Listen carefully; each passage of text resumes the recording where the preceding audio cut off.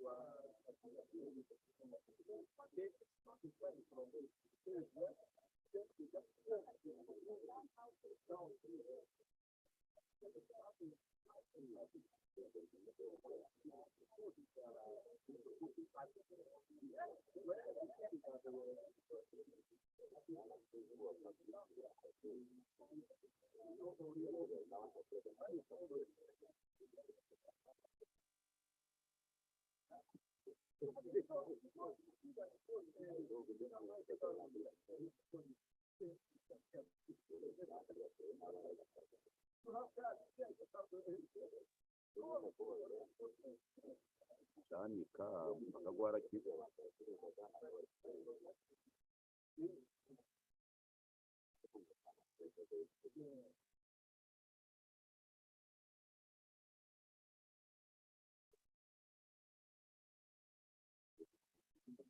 So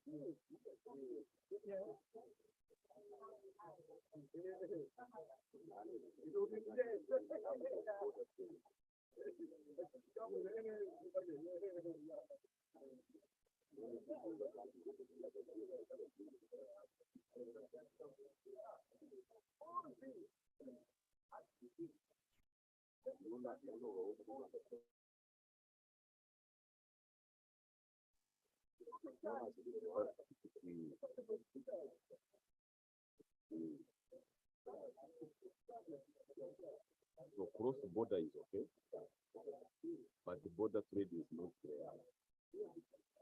There are things that are bank as now, but when I do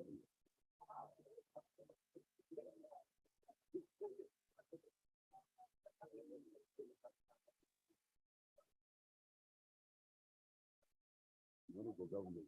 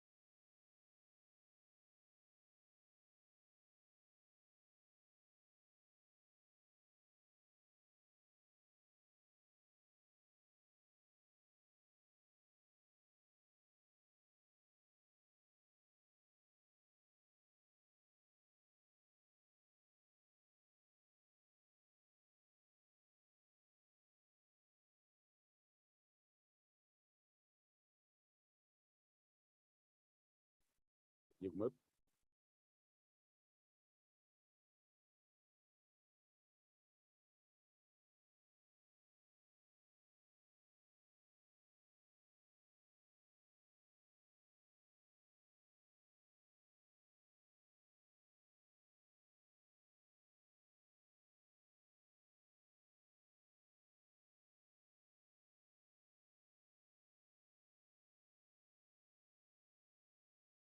Hmm?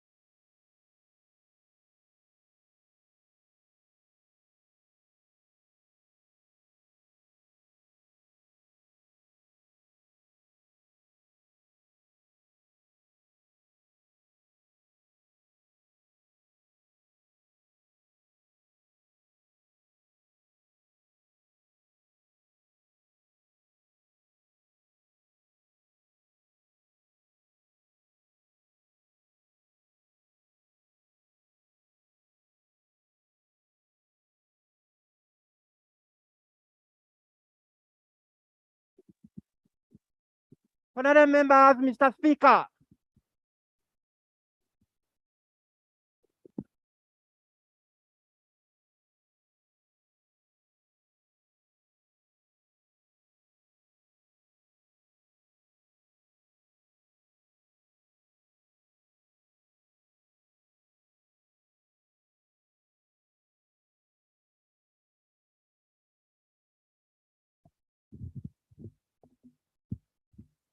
Prayers, Almighty God, who in your infinite wisdom and providential goodness have appointed office of leaders and parliaments for the welfare of society and the just government of humanity.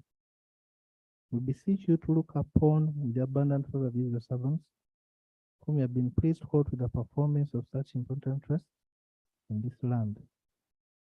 Let your blessing descend upon them here assembled, and grant that they may, as in your presence, treat and consider all so just and faithful a manner to promote your own glory and to advance the good of those whose interests have committed to their charge.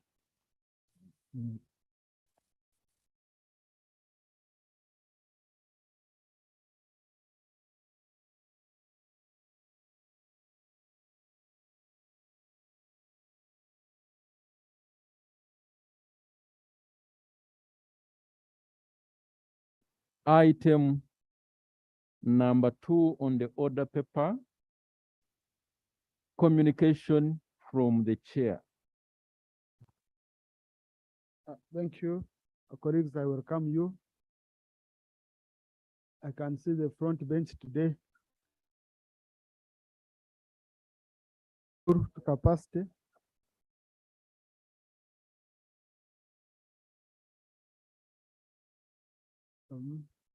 Honorable Bahata, I know you're standing in for the chief whip.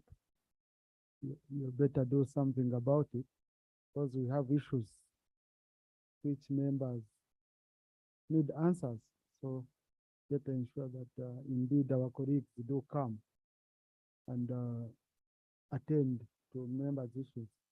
Our colleagues, we have committees which have business assigned by this house. You need to expedite the process because you have to be cognizant of the calendar of this house.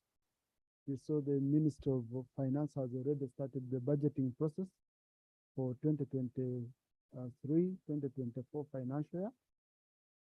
So we have to move quickly. We don't want to be hindered in any way, but your performance has been very good in terms of processing the business for the house. But colleagues, there's something which has, I followed the proceedings of the European Parliament, and something really concerned me. And I said I have to talk about this issue before this house, because to some extent, their resolution is questioned. Our resolution is here. It's as if the resolutions we make are not well thought out. It's as if we don't feel for our people. So I prepared today afternoon, I prepared this statement that it can go on record. The European Parliament passed a resolution number 2022/2826 RSP, which has been brought to attention of my office, wherein the European Parliament advises the governments of Uganda and Tanzania not to develop the Tirenga, Kingfisher, and East African crude oil pipeline projects. Advises the EU membership or members not to render any diplomatic, financial, or other support to our oil and gas projects. The motion seems premised on allegations of potential environmental impacts, human rights abuses, and climate change targets. I believe formal communication of this motion by the European Parliament will be made, and the formal response by the government will be made.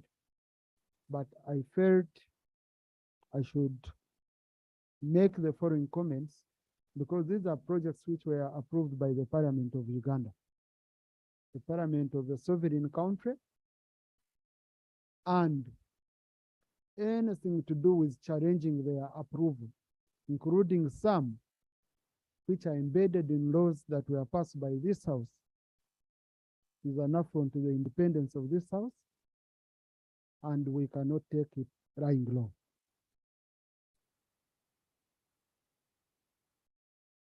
I condemn this motion and resolution that was passed, which calls on Uganda and Tanzania to stop the development of the oil and gas project in the East African region. The resolution, which I will ask the clerk to share with members on our Fresco platform, is based on misinformation and deliberate misrepresentation of key facts on environment and human rights protection. It represents the highest level, to me, on neocolonialism and imperialism against the sovereignty of Uganda and Tanzania. The motion and resolution seeks to curtail the progress of Uganda's oil and gas developments, and by extension, the country's socio-economic growth and development. It also seeks to deny Ugandans and East Africans the benefits and opportunities from the oil and gas sector. This represents the highest form of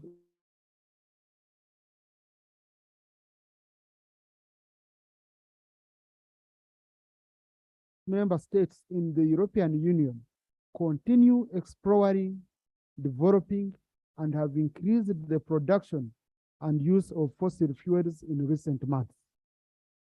2, there are over 9,000 oil and gas production licenses in the USA, including plans to drill in Alaska and the Arctic Sea. 53 licenses have recently been issued in the North Sea, and Germany has also revived its coal plants. In addition, Western countries are seeking to import gas from African countries, and this is in a bid to ensure energy security in their respective states. Is energy security a preserve for only the European Union? Does Uganda not have the same right to have energy security? The propaganda that has been consistently going on largely targets the 1,445 kilometer East African crude oil pipeline, which will run for 296 kilometers in Uganda. The ECOP represents less than 0.1% of the operational global pipeline network of 1.18 million kilometers. It is prudent to say that Uganda's oil projects will exacerbate climate change. Yet it is a fact that the EU bloc, with only 10% of the world's population, is responsible for 20% of global emissions. And Africa, with 20% of the world's population, is only responsible for 3% of global emissions. The European Union and other Western countries are historically responsible for climate change. Not Africa, not Uganda, not East Africa. So when such a thing happens, who should slow down? Us or them? That's the question. Over 70% of the persons affected by land acquisition for the projects, as has been reported severally to our parliament here, have already been compensated or resettled, are undergoing livelihood improvement projects in agriculture, financial literacy, vocational skills, among others. Efforts to fully compensate have been reported to this House of the project affected persons are ongoing, and this House is continuing to monitor. And the MPs from project affected areas have been consistently reporting to this House and ensuring that indeed their people are compensated fully. Land is not utilized by the projects before the compensation processes are concluded, and any rated grievances are addressed through a participatory process. In case there is any grievance from the project affected area, MPs, please reach out to our office. We shall give you a platform. You raise these issues here. These are not issues for discussion in the European Parliament. They are issues for discussion in the Ugandan and Tanzanian Parliament. Colleagues, we are all aware that our country has been gifted with sizable oil and gas resources that are already generating and creating value for our people in terms of employment, provision of services and goods, technical and other skilling.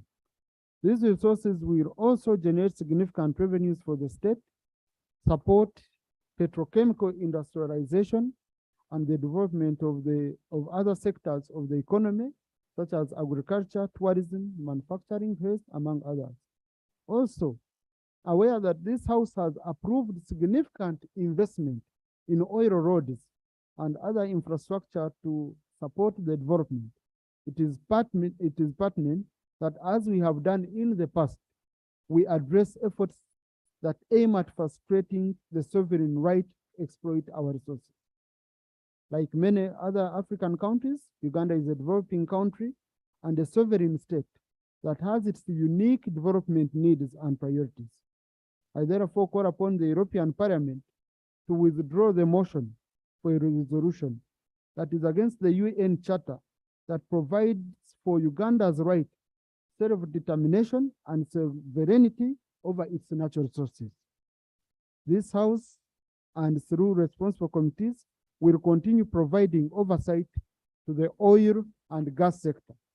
As such, there is no justifiable basis for the EU Parliament or any other institution to recommend that we leave our resources in the ground based on hearsay. I want to thank you, colleagues.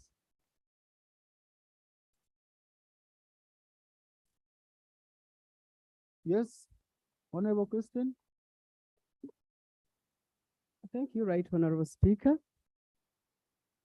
As Uganda, we have agreed to go ahead with the extraction of oil, and we are talking about carbon neutralization. That this is the resource which we are happy as Uganda to generate income. But as we talk about carbon neutralization, we must be cognizant of the effects out of oil extraction, and we should be ready by what we set ourselves to do. We have come up with the environment and social impact assessments of these programs. What is bothering us is that the related regulations are not yet in place, but we are set to extract our oil and be able to develop our country, but at the same time, be cognizant of the effects that may come out of this. The other worry is the price for our oil, because the investment is high, and probably we expected some of the market from the European Union, and now if they are like, stop it, we are just worried about the cost of our oil, but we are set to go for it. And then, Right Honorable Speaker, as Uganda, you have not signed the Energy Charter. I'm beginning to think that maybe that is what is annoying them, where we needed to provide special attention to these investors, especially from Europe. We need to relate well and see whether if we sign the charter, we shall develop a relationship with these people and be able to secure a very good market for our oil. As of now, we are not informed how much our oil is going to cost.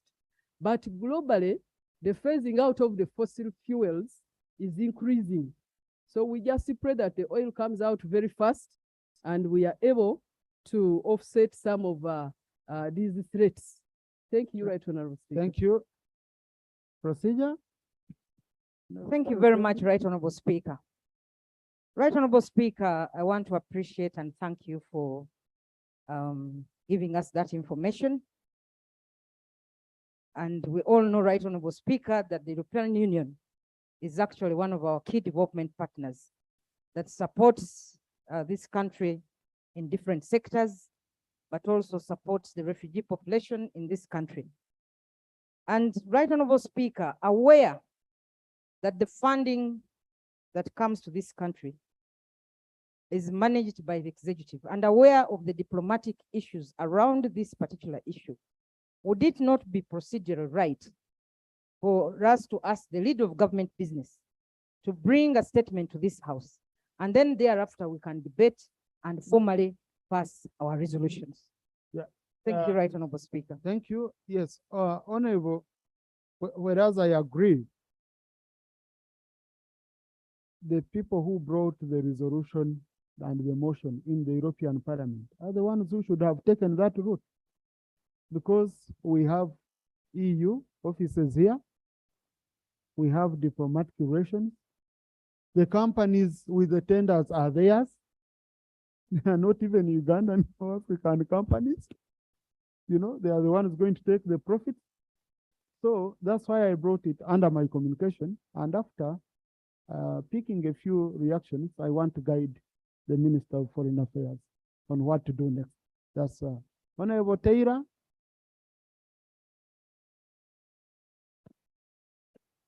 Thank you, Right Honorable Speaker.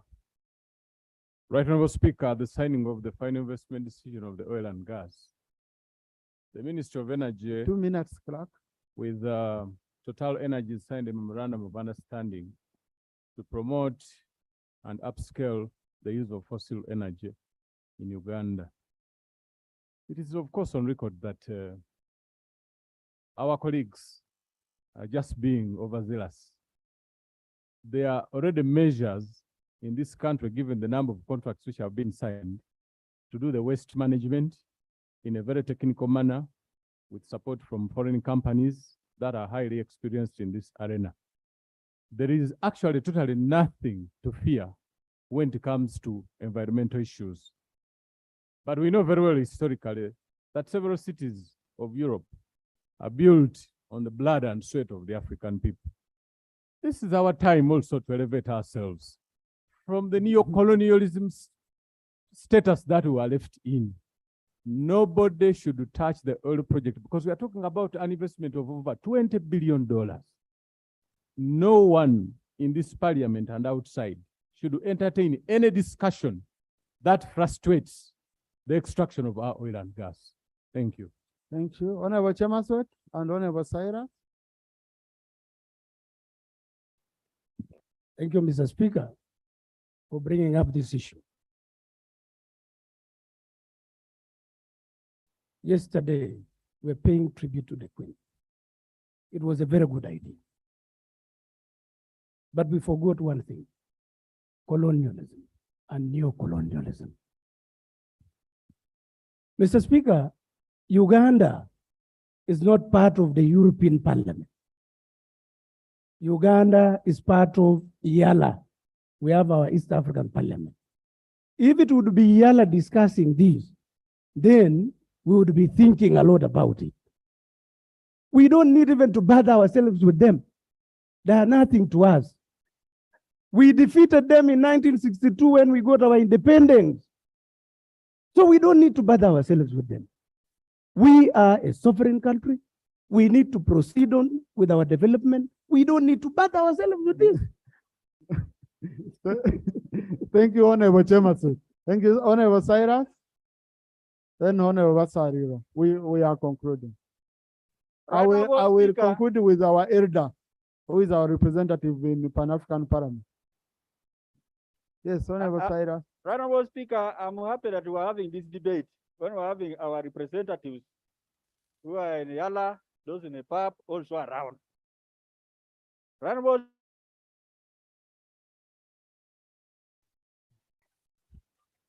I want first of all to express my dismay that another parliament somewhere can rise up to take a decision on behalf of a parliament which is seated in the right place. I thought this was the right parliament because these are the right issues for us to discuss. Right, Honorable Speaker, there are two issues that those people can do. One, come and help us to deal with the issues that you feel we have not dealt with in terms of managing the environment, because it needs money. By the time we go for the FID, the final investment decision, the process has already dealt with all those what? Concerns of environment. What is left with any other government to do, probably, is to compensate us for the full figure plus the additions. Then we say, okay, let's leave the oil to rest. That one we shall admit. Therefore, this is the house to take decisions, because Uganda is now Uganda, and Uganda is sovereign. We are state. We are our own. Yes, we work with the people, but let us work with the care. You cannot just go and dictate on who does what. Thank you. Let us work together and respect one another.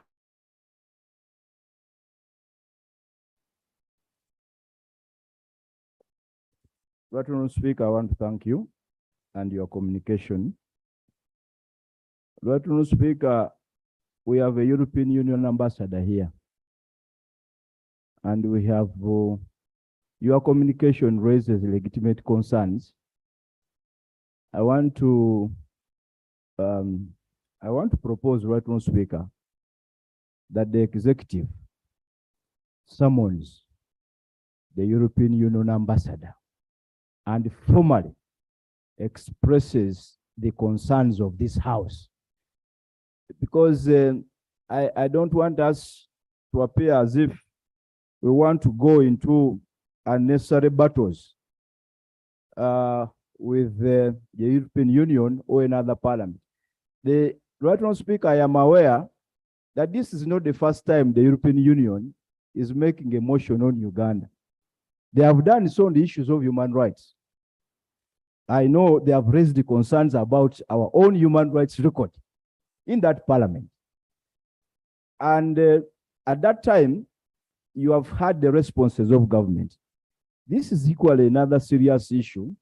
I would rather that the executive, since we have a representative here, please engage with them and try to understand. Because, right, Honorable Speaker, there are two issues. One, it is the companies from those countries, some of whom are engaged in oil exploration, their own companies. But also, we are getting some of the monies used in these processes is from them. Do they have information we don't have? Are they more knowledgeable about what is happening here than we are? Is it something that we should take interest into? Are there serious environmental concerns that they have that we... Speaker, that is information we can easily get if the executive engages our ambassador, their representative, and maybe perhaps the executive comes here and reports about the outcome of such engagement. Thank you. You see, colleagues, these are motions sponsored by anyone. They are not from government. These are not from that France sat, okay, Germany sat as a government. No, these are members of parliament who are abusing their authority. You know, trying to question resolutions. So you want to say we didn't do a good job here? You want to say they have more information about our natural resources than us? You know? I think this is just a scare of seeing an African country going to progress, you know? And now you would no longer maybe be begging every day. So all we are saying is very simple. Sit down, discuss issues. You can question any other issues, but issues of economic sabotage and economic blackmail, please, because you're going to scare our investors from coming here. And then we remain beggars before you. Yeah? Wherever we are stuck, we are begging before you. So we are saying we've begged enough. Allow us to exploit our resources, we reduce on the begging. It might not take away the begging completely, but we shall reduce. It's simple. Honorable Chivumbi, and then we conclude with Honorable Ferrer. Right Honorable Speaker. No, Kivaria is always, where we come from. Right Honorable Speaker, he knows our history. People stop diverting. Right Ever Honorable smart Honorable Speaker, Tuvumbi. Right Honorable Speaker, I think this matter is so critical. The African crisis is not for lack of potential and resources we have in abundance. And when you study from the Bretton Woods institutions and the international interests, is to keep Africa as poor as we are, so that they can continue always to enjoy our resources for free. But that given, the real crisis is with us. For as long as we mismanage our economies, for as long as some people sit somewhere and they have a thinking they can decide our fate, then they will have a certain degree of arrogance. So for us to do the needful is to clean our house, to prudently manage our resources, grow our economies. That's when we will truly be an independent African country. Now, the alternative for us to continue doing with what they are doing, we have generals here. We use weapons. They are their weapons. They manufacture them. And everything we use is by them. Right, Honorable Speaker, as I conclude, to do what they do. These houses of parliament, governments of Africa can have a cure. A cure is prudent economic management of our resources. If we do that, Honorable Bart here knows the history. He doesn't travel to some African country, to some European countries, because he dared move a motion here and sponsored a bill. I went to some Arab countries and questioned them about the treatment of our girls. That country no longer gives me a visa. It's simply because when I went to that country, I said, but you are mistreating our people. And I came to this parliament. So that can only be answered. All that sums up is that we, the African elite, we must do our work. Thank you. And clean up. Thank you, Honorable. Honorable Felix Sokoto Gong. Mr. Speaker and members of Parliament, I do represent this country, the Pan-African Parliament, and a parliament of 54 sovereign states. Honorable members, to do. There's a lot of foreign intervention in the progress of Africa. There's a lot of pilferage of our minerals from Africa. According to statistics, billions of dollars are siphoned from Africa,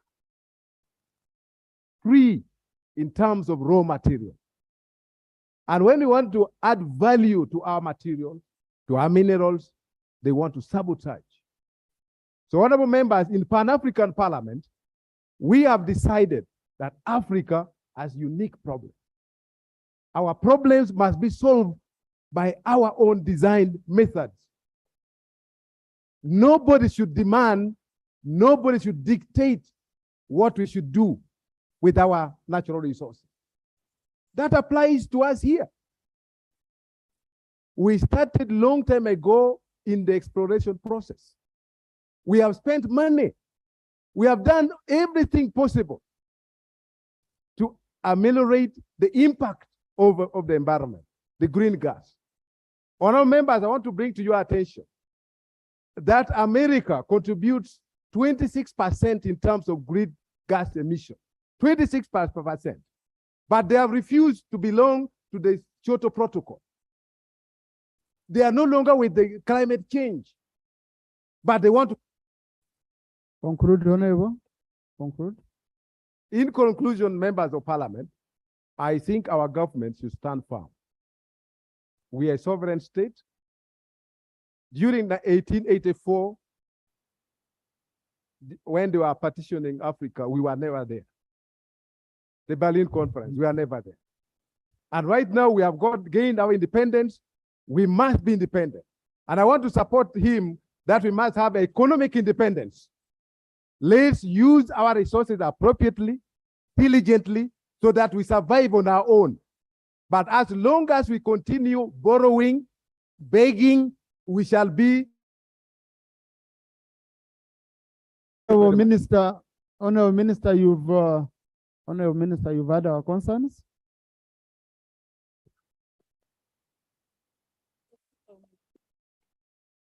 Thank you, Right Honorable Speaker. I appreciate the concerns as ably aired by you, Mr. Speaker. Mr. Speaker, I'll beg for your indulgence to escalate the same to us as Minister of Foreign Affairs, and guided by the principles and purposes which are enshrined in the United Nations Charter on equality of sovereign states for maintenance of international relations, peace and security. We will study and be able to give a guided response. Mr. Speaker, this is not the first time, like one of the speakers did say here, that we have had various integration parliaments talking about East Africa or Uganda. Sometimes using the very framework of the Vienna Convention, we do pass, especially if we know they have no serious bearing. Sometimes we respond. But when it gets to us, Mr. Speaker, with your guidance, we will study and be able to come back to this house. Thank you. Thank you. Matters of national importance, Honorable Matov Charles.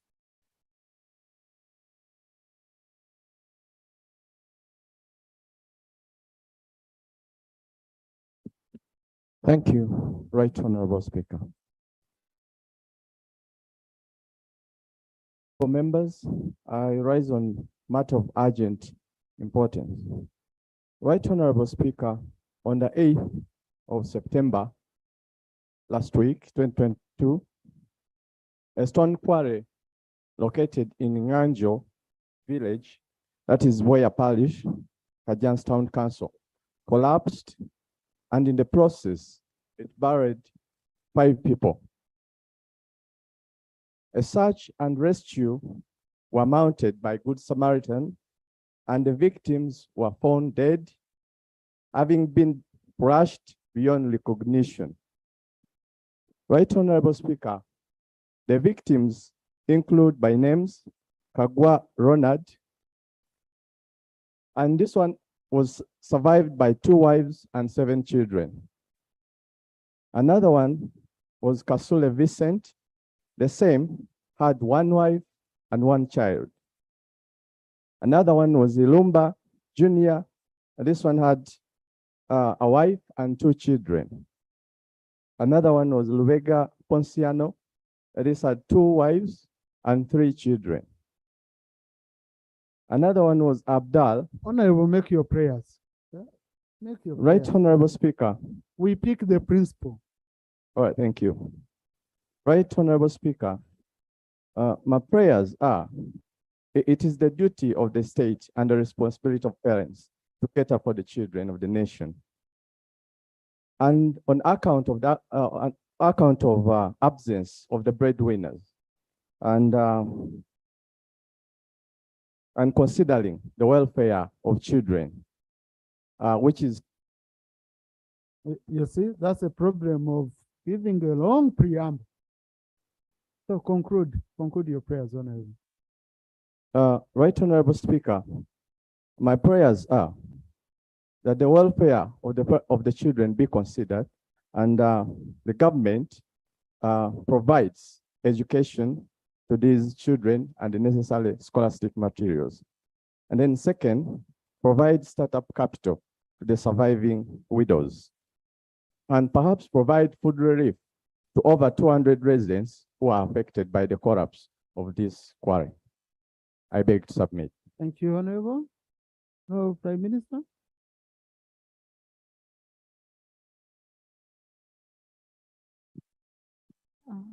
Right Honorable Speaker, that is very sorry for the families that lost their beloved ones. About the issue of getting some relief,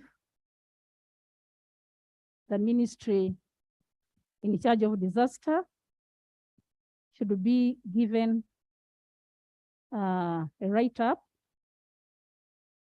of all the details that you are reading here so that they can make a follow-up of what happened in that place. Thank you. Thank you. Right Honorable Prime Minister, you meet with a member. You see how of helping the family. Procedure? Yeah, thank you, Right Honorable Speaker. Right Honorable Speaker, we have just been talking about the issues of parliamentary resolution, which is not honored. And we have been talking that in the European Union, they dishonored the parliamentary resolution on oil and gas. But we have left also domestically here, where parliamentary resolutions have not been honored. A case in point, Mr. Speaker, which we need again, the pronouncement of this parliament on the issue of Nyege Nyege. The issue of Nyege Nyege, Mr. Speaker, sir, has been discussed in this parliament, and there was a parliamentary resolution, but we are seeing a varied responses from the executive to the effect that this festival must continue. Do we really respect this parliament, Mr. Speaker? So the procedural issue I want to raise, Mr. Speaker, do the executive really respect and honor the resolution of this parliament when we are passing? Thank you, Mr. Speaker. Is that a question for me? I think in the end, it was a question for the executive. Right, Honorable Prime Minister?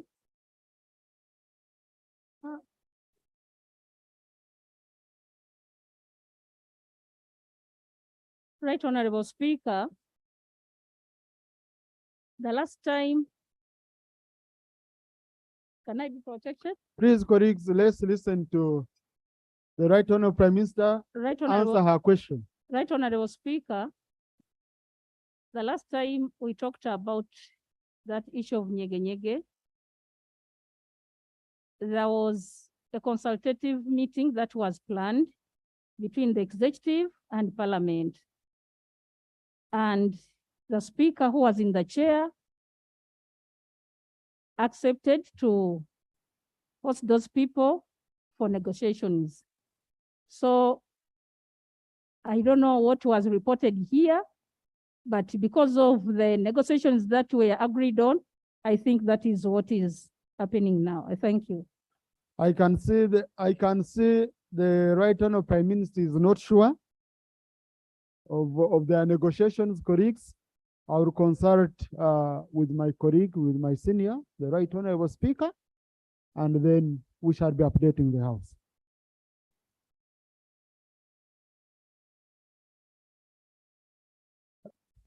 So if Nyege Nyege is tomorrow and the House passed a resolution against Nyege Nyege, if I come to know that any of you colleagues has attended Nyege Nyege, you will be in trouble.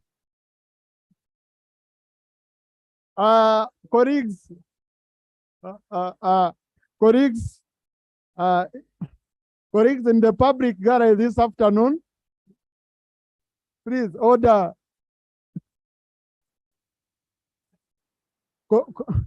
Colleagues in the public gallery this afternoon, we have students of Bugema University main campus, Gayaza, represented by Honorable Muadankunyinji and Honorable Betty Naruima. They have come to observe proceedings of this House, and we also request you don't go for Nyege Nyege. Colleagues, also in the public gallery this afternoon, we have students and teachers of Hope Christian High School from Rugazi. They are represented in Parliament by Honorable Serubula Stephen and Honorable Mutasingwa Diana. They have come to observe proceedings of this House. Please join me in welcoming them. Now, colleagues, be cautious. We have very young people. Let us not discuss issues of elders when they are listening. I hope it's not related to issues of elders. Procedure? Yeah, thank you, Right Please. Honorable Speaker. Honorable Manjir, please, colleagues, leave the speaker to do his work. Okay? I request you, colleagues, reduce frequenting this seat. If you have your issues, I have them here. And I'm always fair. Honorable Batua? Thank you, Right Honorable Speaker. Right Honorable Speaker, I'm rising on a procedural matter. On Tuesday, you guided us very well, we who had matters of urgent matters of national importance, that there are matters you're deferring to here to handle. Are we still on the list? It's you people wasting your own time. Because I've just picked one colleague, you're raising procedure, you're raising what? Thank you, Right Honorable Speaker, for the Yeah, guidance. I'm still, you Yeah. know? So, Honorable Dr. Tahigwa?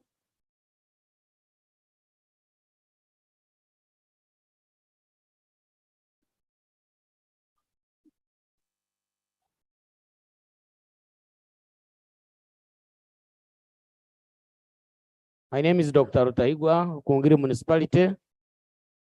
I have a matter of national importance, and this is access to health services at the Uganda Heart Institute.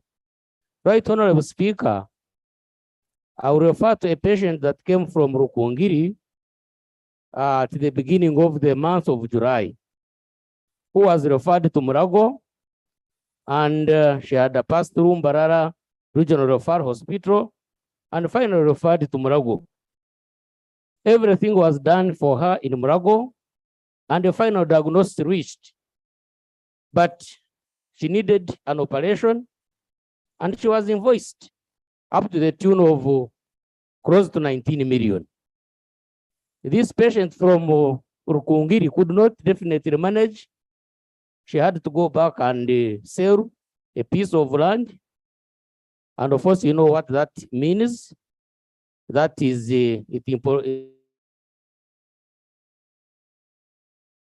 And finally, we advised her to write to the executive director for a waiver. And that they were able to pay that 6 million. But up to now, Right Honorable Speaker, there is no response.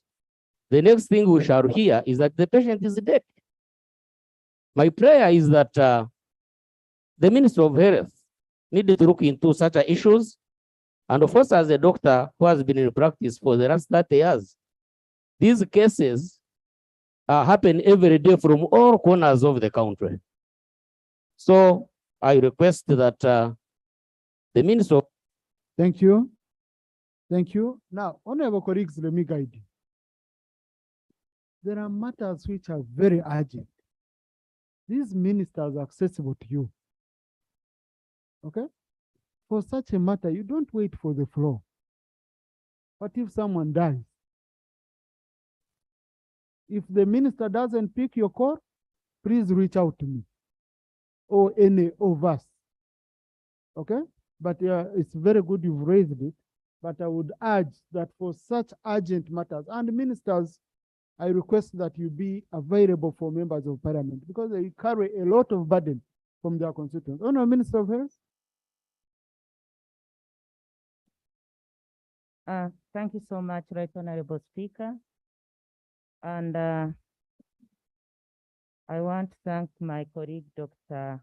Taigwa, who I want to declare that in one way or another, he's my MP because I was born and raised from his constituency. Right Honorable Speaker, I do agree with you and take much concern, especially about such issues and issues concerning our honorable colleagues. Right Honorable Speaker, honorable colleagues, it's very unfortunate in this case, and especially when we appreciated that some time back here, Right Honorable Speaker, the whole House supported us in the ministry, and some continue to support us, especially with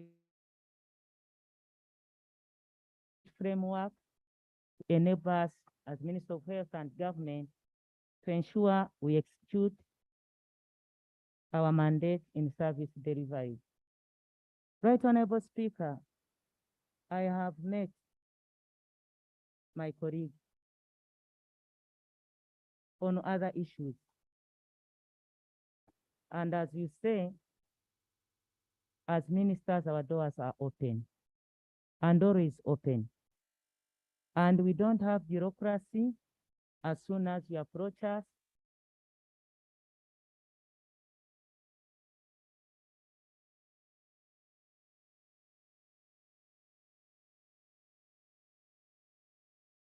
I don't have much time. yes, I usually am want quick. concluding because it is a matter that touches all of us. Yeah, but And you've I would, rotated so much on I it. request finally that the honorable colleague, as soon as I am done with my paper here or anytime, because of the urgency, he comes, we discuss it, and we forge way forward. Sure. I thank you. What's the honorable Yeah, second? I want to thank you, Right Honorable Speaker. I'm only seeking guidance from the ministry because I want to thank the Honorable Anifa Kawoya for that parental approach. However, there must be an issue of policy. What is the policy? Because there are many Ugandans who may not even access their MPs. What is the policy in cases where people go to government facilities, they are billed and they cannot afford? Because this is just a one-off. I think we must be guided on whether there is policy. Otherwise, it should not be a matter of approaching the minister. We should have a policy that clearly gives us the guidelines. Sure, I think what Honorable Segona is raising is very critical, Honorable Minister.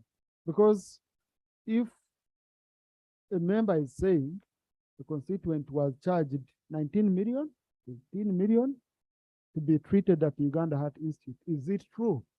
Do you allow such a charges at the Uganda Heart Institute? So, Honorable Minister, I think let us escalate this a bit further by requiring, on top of you handling the issue with the member, by requiring you to bring us a statement on costs and charges. Uganda Cancer Institute. Okay? Colleagues, we don't have much time, please. Honorable Maurice Kibadia, colleagues, you know, we are going to reach 4 p.m. on matters of national importance. Thank you, Right Honorable Speaker. Right Honorable Speaker, on Wednesday. I will allow a comprehensive debate on a statement when she brings it.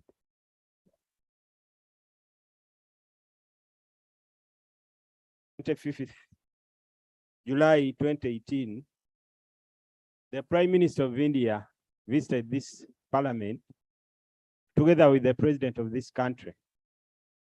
In the few words that the Prime Minister, Right Honorable, said, he said in opening the State House, he was addressing the president, to his people, he will have opened many strands to the Indian community. And among them that he noted was the sacred site at Jinja.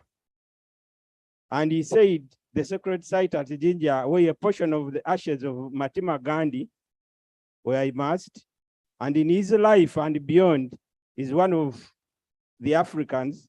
And at the sacred site in Jinja, where the statue of Gandhi now stands, we will build a Gandhi Heritage Center.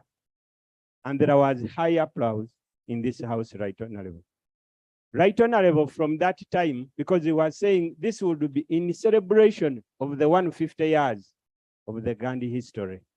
Right Honorable, you were a part of that sitting and everybody was there, including the head of state. He was very clear. And this was an offer from the Prime Minister of India. Prayers?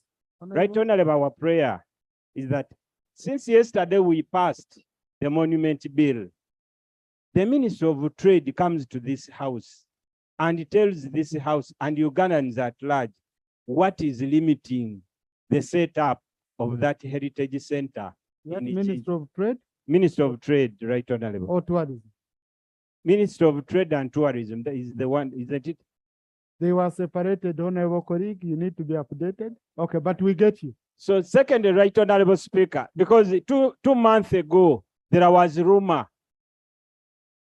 Okay, Honorable Minister, I saw that a story also in the news to get such an offer, and we, Honorable, that's not a matter for Minister of Trade. So please, it's a matter for Minister of Tourism. We need a statement from the Minister of Tourism and Wildlife and Antiquities to come and explain what happened. Because all they needed was land. To put for us, you know, a Mahatma Gandhi Convention Center, state of the art, and we couldn't even take up that offer when we are spending a lot of money trying to build convention centers, you know. So, Minister, in 1 week, please bring us that statement. Honorable Mudimi is around? Is not around? No, that one we need. I know it's a wrong issue. Your explanation here won't be satisfactory, Right Honorable Prime Minister. Honorable Manjeri.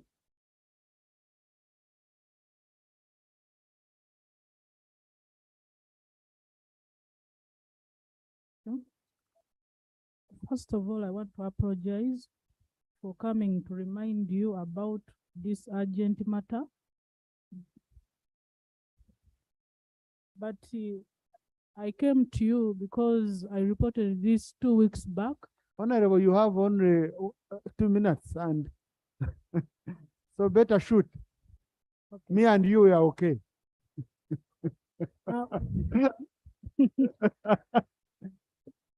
You know, she's the one hosting Nyege, so you have to. Yes, Honorable. Right Honorable Speaker, we have a challenge of insecurity in some parts of Jinja City, and yet it is the city that is going to host Nyege tomorrow.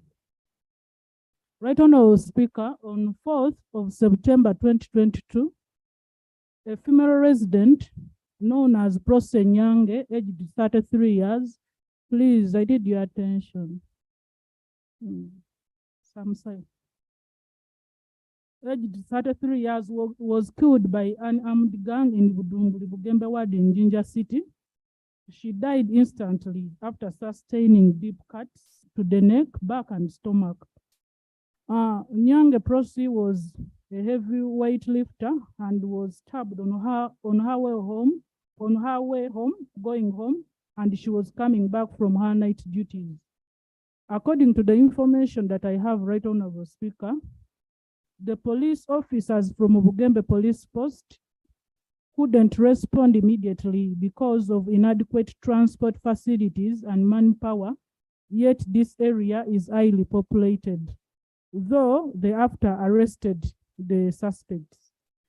Right Honorable Speaker, a similar incident happened 8 months back, and one gentleman known by the names of Bogere was stabbed to death in the same area. Right Honorable Speaker, in that particular area where the incident happened, there is no security lights and other areas of Jinja City, hence making people lose their lives, and the population is growing rapidly due to the city status. Right Honorable Speaker, due to the security concerns, Honorable colleague, I've told you to say your prayers. You couldn't. Honorable Minister of Security, we have insecurity in Ginger. Please, please, we have 2 minutes and please, no, please, Honorable colleague. Honorable colleague, we have rules in this house. Thank you. Colleagues, I request you, when you come here, go to the substance of the matter. 2 minutes maximum. Right, Honorable Speaker, honorable members, I've noted the concerns of Honorable Manjeri, and I'll verify the action on the 2 cases, but also regarding the camera issue, we've just done the evaluation for the 3rd phase of the camera program, and would want to extend to some of these areas that they are talking about in order to handle crime in such places which are not covered. So how are you going to help our people? Our people want. On Nyege, they have. No. Not Nyege. Yeah. Honorable Minister, what are you doing about the general security situation in Ginger? Because our people are listening. Right, watching. right, Honorable Speaker, she raised it in the context of that big festival. No. And it I'm has, the one who brought in Nyege. and it also has the dedicated. To write an app, you know. It has dedicated security arrangement, but we shall respond to her concerns. Please, Honorable, link up with the colleague so that you can capture her issues seriously, because these were specific cases so that you can handle them, okay? Honorable Minister, that will be much better. Dr. Bwanka? Thank you, Right Honorable Speaker. Right Honorable Speaker, I'm in possession of a document, a copy, entitled List of Shortlisted Applicants for the position of the probationer police constable, general duties, and drivers. Right Honorable Speaker, my concerns on this list is the variance in the number of applicants per district. There are districts, for example, Obonji, with 2 applicants shortlisted, Maracha with 4, Madio Koro with 3, your own district, Right Honorable Speaker, Mitoma, with Guru City with 33 applicants shortlisted. Chivoga with 2. Right Honorable Speaker, I'm also concerned about the people who are shortlisted. From Masaka District and Masaka City, we have reservations that these people who are shortlisted might not be coming from those 2 districts. Right Honorable Speaker, my prayers, 1, that the Minister of Internal Affairs lays before this Parliament on table the quotas per district. The quotas per district. Number 2, that the Minister of Internal Affairs lays a full list of the shortlisted candidates per district with their national ID.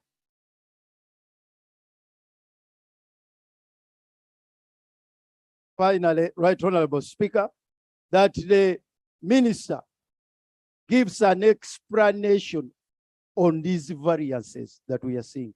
Thank you, Right Honorable Speaker. Honorable, I will request you to lay that document on table so that once the Minister brings this, we are able to compare. Okay? So, Honorable Minister.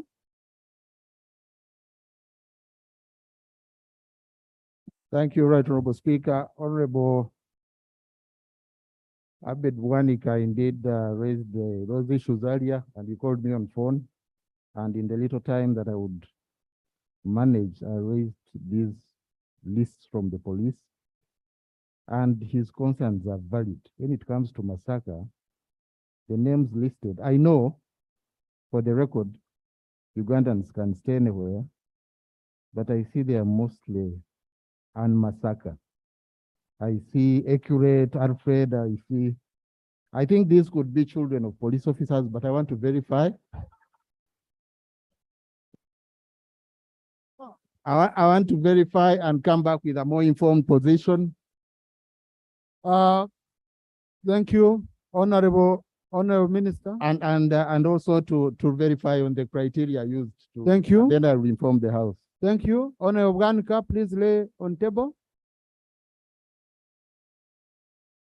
Right, Honorable Speaker, I beg to lay a document entitled Lists of Shortlisted Applicants for the position of the PPS stroke drivers. I beg to lay. Thank you. I'm referring this matter to the Committee on Internal Affairs because you cannot solve it on the floor. Yeah, so the committee should report back in 2 weeks' time. Okay. Honorable Teddy Numbers, you have 2 issues, but pick one. I can take 2. Thank you so much, Right Honorable Speaker, for the opportunity. My matter is about prolonged power outage in various areas of Bulongo, Buzirango, in Inkozi Sub-County, Golo Parish, in Impeji District. This was caused by a weird storm that broke part of the power supply line, and 7 poles were left down, leading to total blackout in the area. The matter was reported to the Omeme area office. Unfortunately, the matter was not yet responded to. This glitch has affected approximately 480 households in the current economic situation the country is going. My prayer is, let the means of energy be directed to address this issue urgently through the Omeme area MP, area office. I beg to submit. Thank you. Minister of Energy.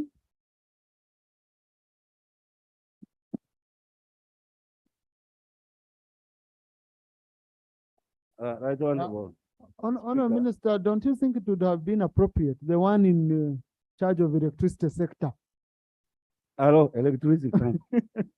Thank you. Yes, I'm saving you the burden of carrying, you know. Thank you.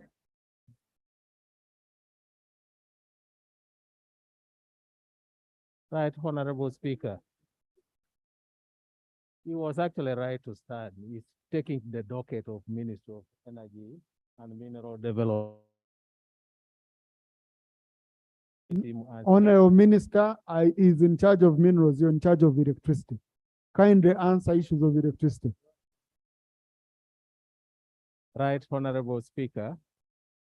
I always prefer that I'm given details. I invite her to office and we actually go through the challenges, and she actually points out which areas to be able to address her concerns.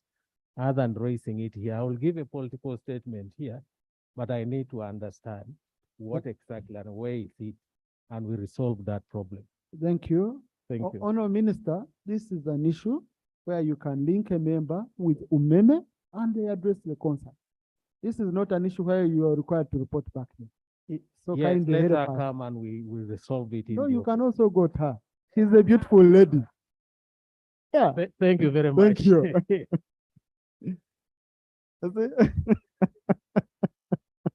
You know, hey, we have to treat ladies very well, Corinne. Okay? Honorable Irene Moroni. You're free to exchange numbers.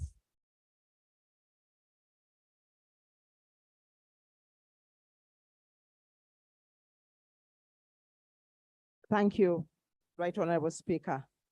Right Honorable Speaker, I stand on a matter of national importance regarding the flash floods and landslides that continue to ravage Bulambuli district. Colleagues, you must have all seen or heard on what is going on since last week. We've had flash floods where rivers have overflooded and actually washed away bridges in Bulambuli. We've had landslides where one person was buried and the cracks in the ground seem to be emerging. The existing crack seems to be widening. Crops and gardens have been washed away. I do appreciate, Right Honorable, the response by government to come to our rescue, but I recognize that Bulambuli as a district needs urgent attention to relocate people from these risky places. Government came up with the Give Direct program recently, which was launched in Bududa. And unfortunately, Bulambuli is not yet part of it. I would like to request the Office of the Prime Minister to come to Bulambuli's rescue urgently. Thank you. With a program with the same principle as Give Direct, where instead of waiting for government to build houses, to relocate people from. Honorable Prime Minister. Thank you. Thank you, Right Honorable Speaker. Like the Honorable Minister said, of course, we are touched with the people who are always being displaced because of the disasters. But the process is still continuing. Give Directly was there and we handled that area. But her area, we have not yet reached there, but soon we will be there to handle those issues. I thank you. Thank you. You can follow it up with the meeting. This is a senior colleague of yours, so please share. But also it's important, MPs from the Elgon area, because more than, should I say 80% of the MPs from Elgon area are bringing these issues to our office every day. So Right Honorable Prime Minister, I would urge you to do frequent meetings. Don't do one and, keep updating each other on that issue. Procedure? Right Honorable Speaker, I want to thank you very much. I remember in this very parliament, I co-chaired a meeting that examined, not a meeting, but a committee, a subcommittee that examined the disaster management policy in this country. And one of the observations, that was Park Central, a joint committee of Park Central and Park local government. And one of the issues that we brought out was that in all these disasters, the ministry or the minister specifically designated for this, that is the Minister for Disaster Preparedness, is always missing, is not directly involved. Yet the country has a disaster management policy that is inclusive and representative up to the grassroots. Can we be guided on the policy that the Prime Minister's office is using to the exclusion of the minister and the technical officers in the office of the Minister for Disaster Preparedness? Because this is not the first time we're experiencing these floods. We experience them twice every year. May we be guided on the policy they are using? Because how do you tell somebody, how do you tell the national parliament that, oh, we are moving, but in Bulambuli, we are not yet there? When do you intend to get there? After the rainy season? Thank you. You see, Honorable, I'm constrained to ask the Prime Minister about that when the minister, him or herself, has excluded himself from being here. This should have been answered by the minister, but the minister is nowhere. And now I don't know, I don't know whether in the office of the Prime Minister, they have a policy of excluding the minister. I wish I had heard that from the minister. So what I usually advise, and I had shared with the Chief Whip, is that during a period of from August to October, at least whenever we have a sitting, we should have here a minister in charge of roads, a minister in charge of disaster. because it's a rainy season. But they are not here. You know, very simple. They are not here. So, but Honorable Prime Minister, if Honorable Prime Minister, no, you ask your question. Let me allow the Honorable Prime Minister to answer you.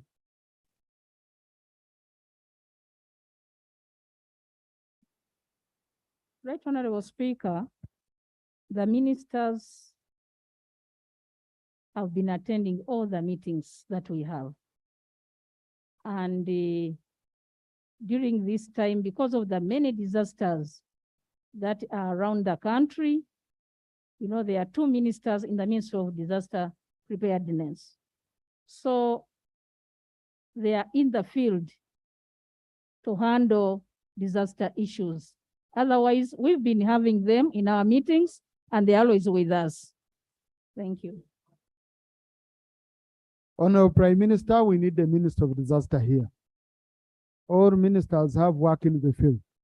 There is no, it's a matter of knowing that Parliament is a priority. We need, because you need money from here.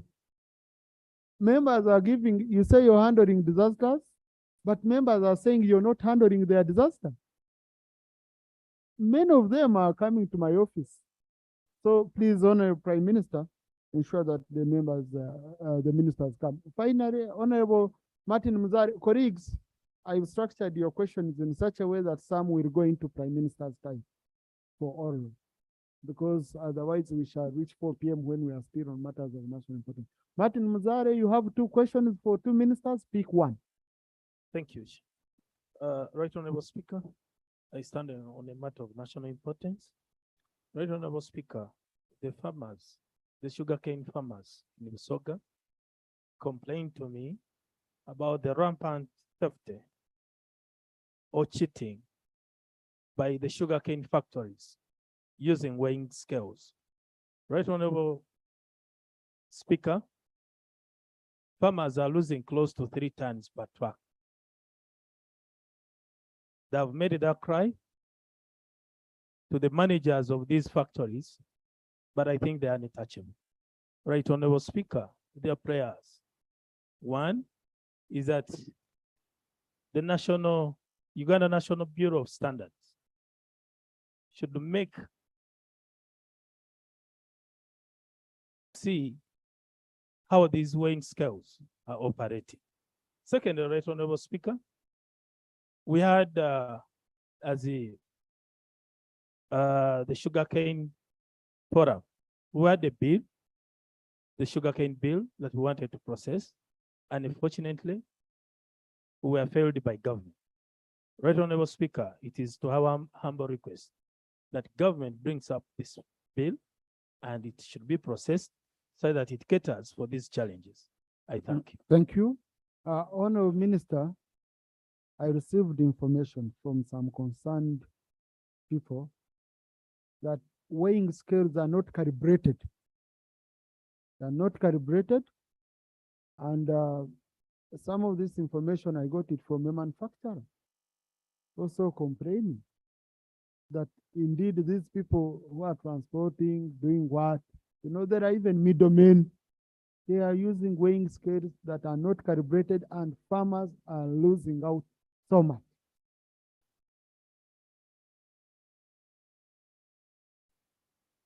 Thank you, Mr. Speaker, and thank you, the Honorable, for raising this important issue. Like we did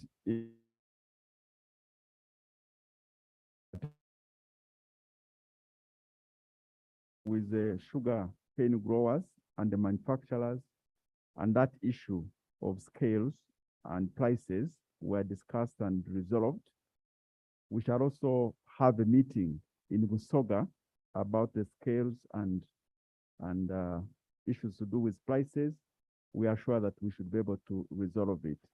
It is not, in some cases, some of this information is true, and in some cases, it is not. So it's important that we go there, and I promise that I will go there and have a meeting with both the manufacturers and the sugar cane growers. On the issue of the sugar bill, Mr. Speaker, we actually have an act of Parliament. So we passed it and we are trying to implement the act. Thank you. Yeah. Thank you. Next item. Item number 3, 1 on the order paper. Statement by the Minister of Gender, Labor and Social Development on the International Deaf Awareness Week. Honorable Minister for Gender.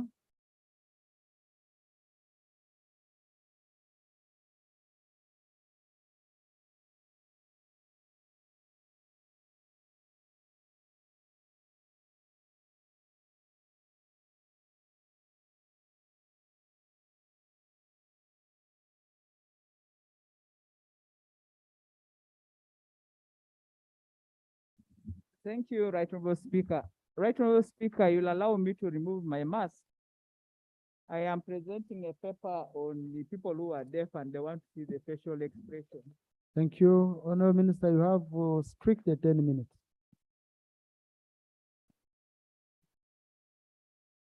Right Honorable Speaker and honorable members of Parliament, I rise to brief you about the forthcoming commemoration of the International Deaf Awareness Week. You can get closer to the microphone, Honorable. Thank you. Right Honorable Speaker, the purpose of the parliamentary statement is to provide information to Parliament regarding this year's International Deaf Awareness Week, scheduled to take place between the 19th to 23rd September 2022. Honorable members, the climax of the International Deaf Awareness Week will be at Iganga Municipal Primary School grounds in Iganga Municipality on Friday, 23rd September 2022. Right Honorable Speaker and colleagues, every year during the 3rd week of September, Uganda joins the rest of the world to commemorate the International Deaf Awareness Week. This is an initiative of the World Federation of the Deaf and was first celebrated in 1958 in Rome in Italy. Right Honorable Speaker and colleagues, according to the 2014 Uganda National Housing and Population Statistics, there were over 1,083,649 deaf people in Uganda. But from 2014, the numbers increased to 1,290,000 of the current population of Uganda. The International Deaf Awareness Week is in line with the Constitution of the Republic of Uganda, as given in different objectives and articles. Specifically, under objective enjoins the society and the state to recognize the right of persons with disabilities to respect and human dignity. Objective 24C emphasizes the promotion of the development of sign language by the state. Honorable members, the World Federation of the Deaf gazetted the 3rd week of September each year as the International Week of Deaf People, and it has been celebrated as I'd already commented. Right Honorable Speaker and colleagues, the week draws attention to the accomplishments of people who are deaf. It raises awareness of their unique needs and also promotes their human rights. During this week, state and non-state actors publicize many activities and informational campaigns to educate people about deafness and hearing loss. Honorable members, the week-long annual commemoration is not only a chance to raise awareness of the challenges of living with hearing loss, but is also an opportunity to show that one can live better life with a hearing loss. Right Honorable Speaker and members, Government of Uganda through my ministry, in partnership with Uganda National Association of the Deaf, has been celebrating this event for the last 16 years. The commemoration brings together government, ministries, departments, and agencies, community members, professionals, institutions, development partners, and the general public to participate in the engagement on hearing loss, deaf people, and their socioeconomic well-being. Colleagues, government is committed and prepared to address the concerns that come with deafness to ensure inclusion of deaf people in the socioeconomic development processes. Inclusion of the deaf community in the country's development agenda is key in fulfilling Uganda's Vision 2040 and achievement of the 2030 agenda of leaving no one behind. Right Honorable Speaker and colleagues, The International Deaf Awareness Week seeks to increase awareness about deaf persons, their challenges, and their culture.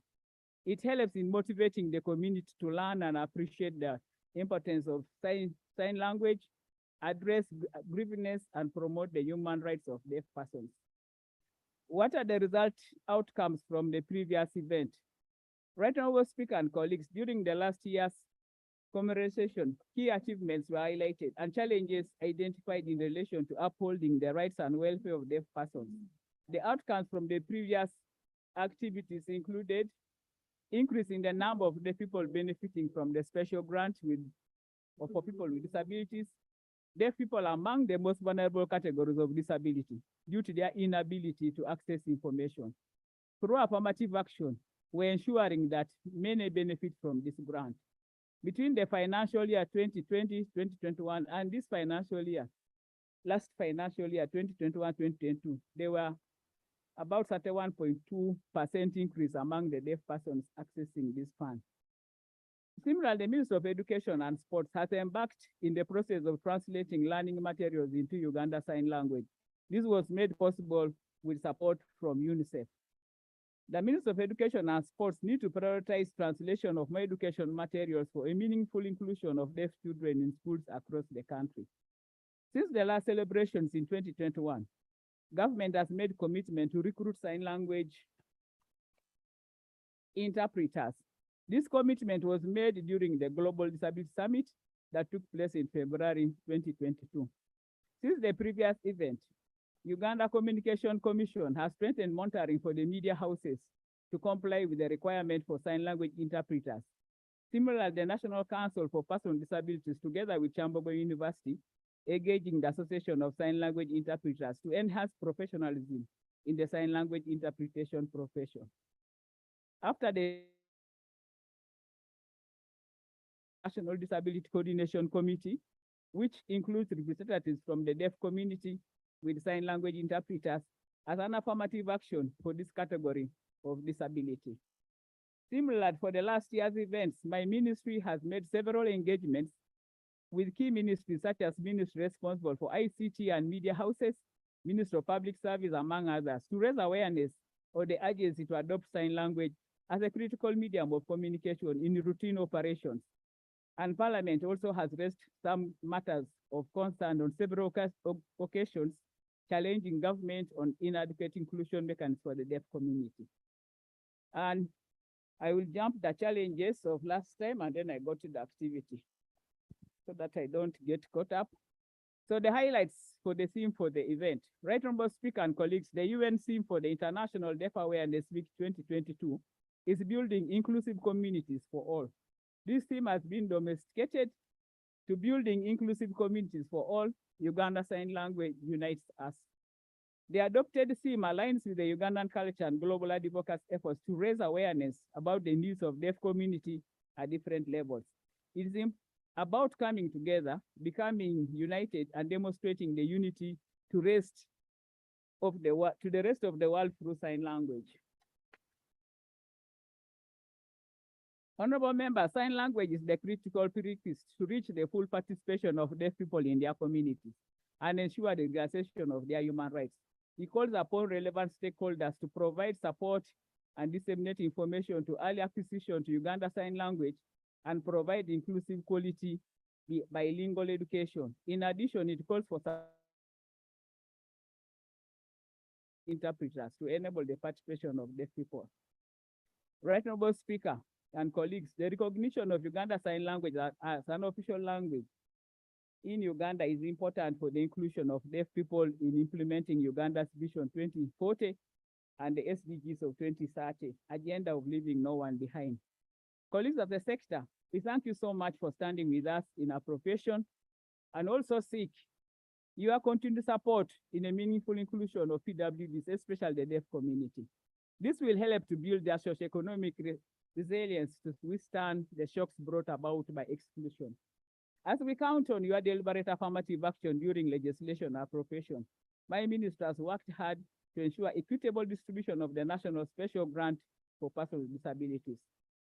Honorable members, apart from the parish development model, 10% allocation for persons with disabilities, including deaf persons, my ministry engaging Minister of Health, Minister of Education, among others, to ensure that accessibility to education and health services by the deaf community is strengthened. Right Honorable Speaker and colleagues, this theme on building inclusive communities for all, Uganda Sign Language Unites Us, will therefore highlight the efforts government needs to undertake to provide inclusion of the deaf community, especially through sign language, to increase their access to government programs and information. It will also motivate other stakeholders and development partners to support the deaf community to utilize available programs in Uganda for inclusion. Honorable members, the theme therefore reminds us on the need to fill the gaps in deployment of teachers in inclusive education model and increase in the number of special schools for the deaf. Some regions are not covered with the special schools, yet inclusive education is still challenged with resourcing, hence excluding most of the deaf children in the untargeted regions. Colleagues, preparations and the actual celebration of the event will maximize synergy and mitigate duplication through the multi-sectoral national organizing committee, which will oversee the event. Right now, Speaker, allow me go to our area of. Honorable Minister, conclude. I'm concluding. The chief guest of this function will be Right Honorable Speaker, the Right Honorable Prime Minister of the Republic of Uganda. And the events we're going to handle are activities that have been lined down, and members can go through those activities, but I want to move to my conclusive remarks. In conclusion, Right Honorable Speaker, first I want to appreciate this Parliament of the Republic of Uganda for taking lead in sharing public messages through sign language interpreters. I know, Right Honorable Speaker, when you are seated here before 6, your message is seen on TVs, and the deaf appreciate this Parliament for that. I also want to think that other institutions should emulate this practice. Honorable members, to note that there's need to support the means of education and support to have all schools staffed with sign language interpreters to enable the deaf children access education in their localities without moving to the few specialized schools of the deaf. Honorable members, to note the need to support Minister of Public Service to have all public institutions staffed with sign language interpreters for meaningful inclusion of the deaf community. Honorable members, to note that the theme for International Deaf Awareness Week is building inclusive communities for all, Uganda Sign Language, and to invite all the honorable members of Parliament on behalf of the deaf community to join the deaf community in Uganda Municipal Primary School grounds on Friday, 23rd September 2022. Right Honorable Speaker, I want to thank you, and I want to thank the honorable members. This is the first time we talk about deafness in this Parliament, and I want to thank you for your administration. God bless you. Thank you. Thank you, Honorable Minister. Thank you. Colleagues in the public gallery this afternoon, we have students from Sironko Parents Secondary School, represented by Honorable Sasaga Isaias Johnny and Honorable Wamala Nambozo Florence. They have come to observe proceedings of this house. Please join me in welcoming them. Thank you. Colleagues, I'm going to allow submissions of around 15 minutes as we go to Prime Minister's time. Honorable Nabu Kenya, Honorable Flavia,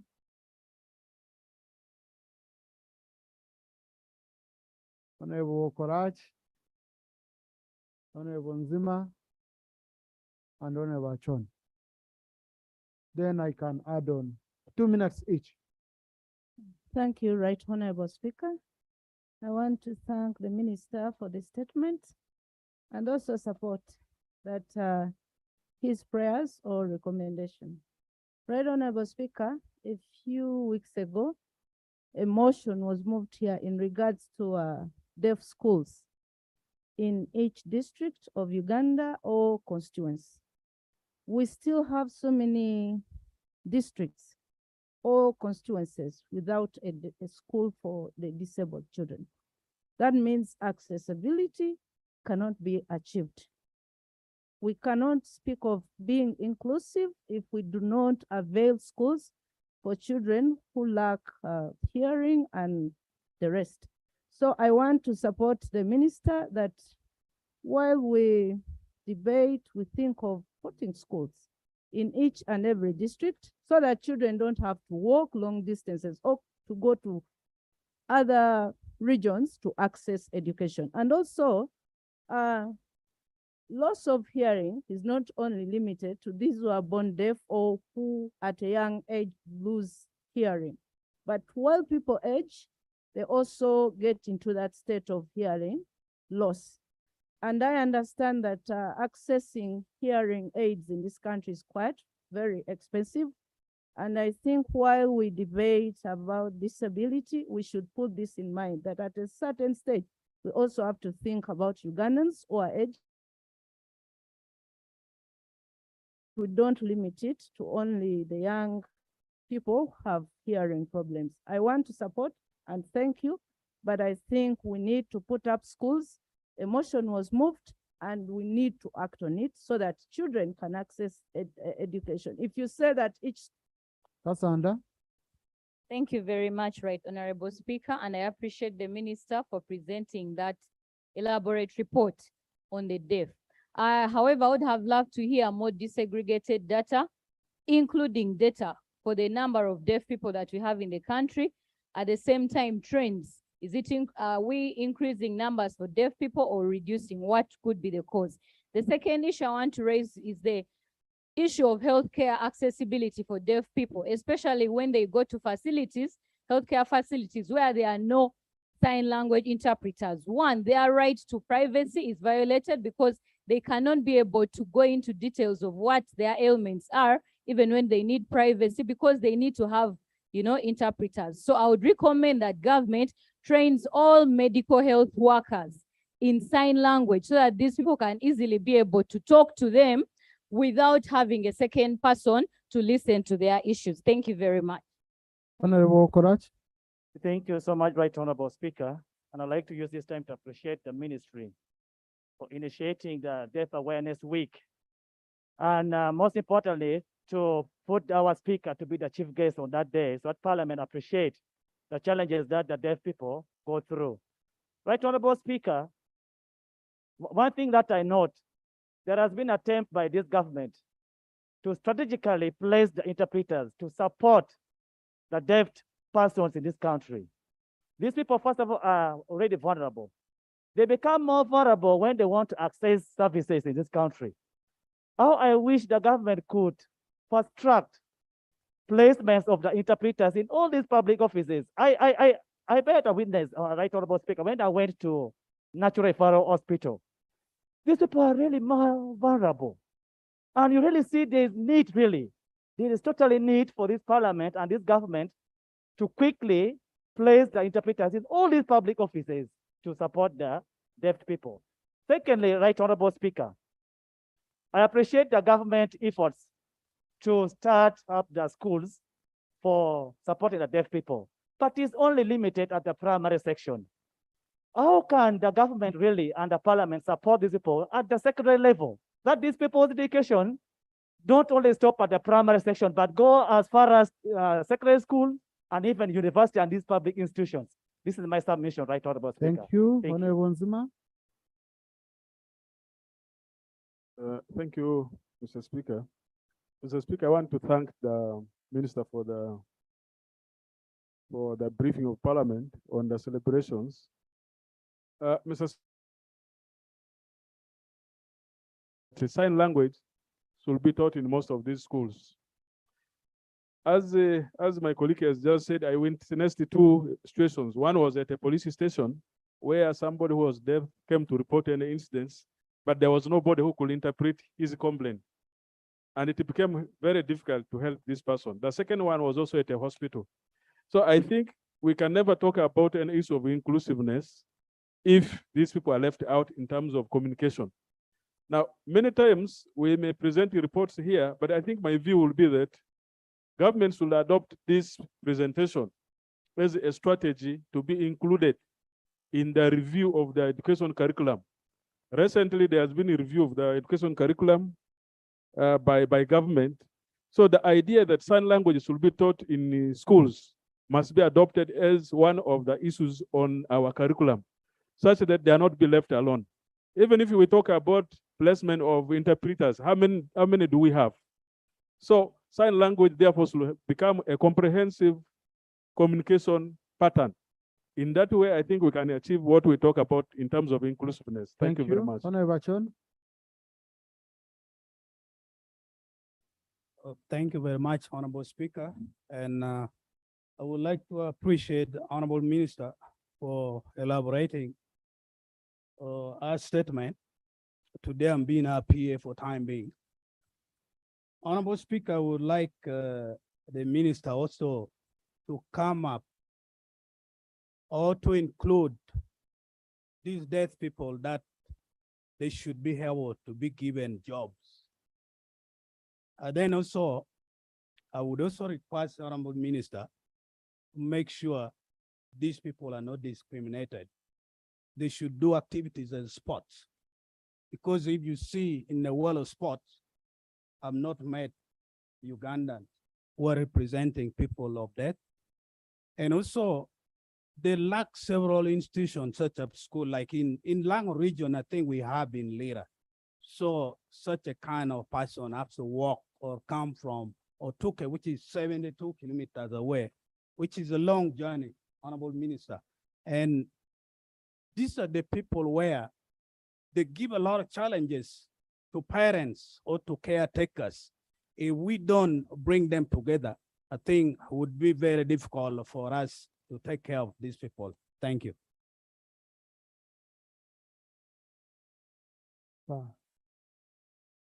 Yes, Honorable Faith Kunihira.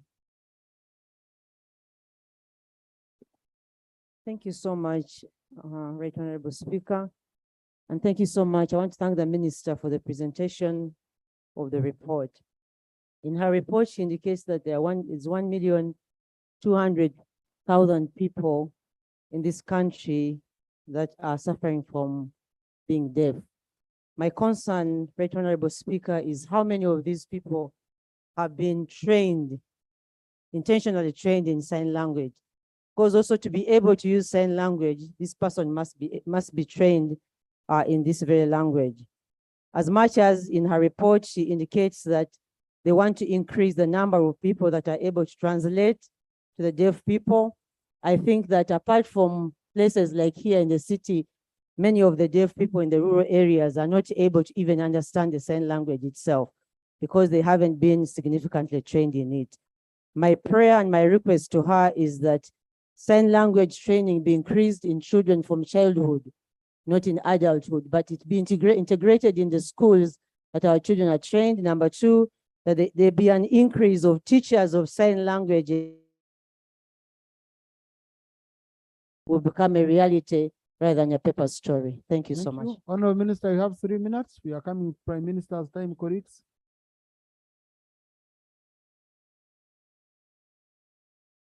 Okay, as she comes, Lop.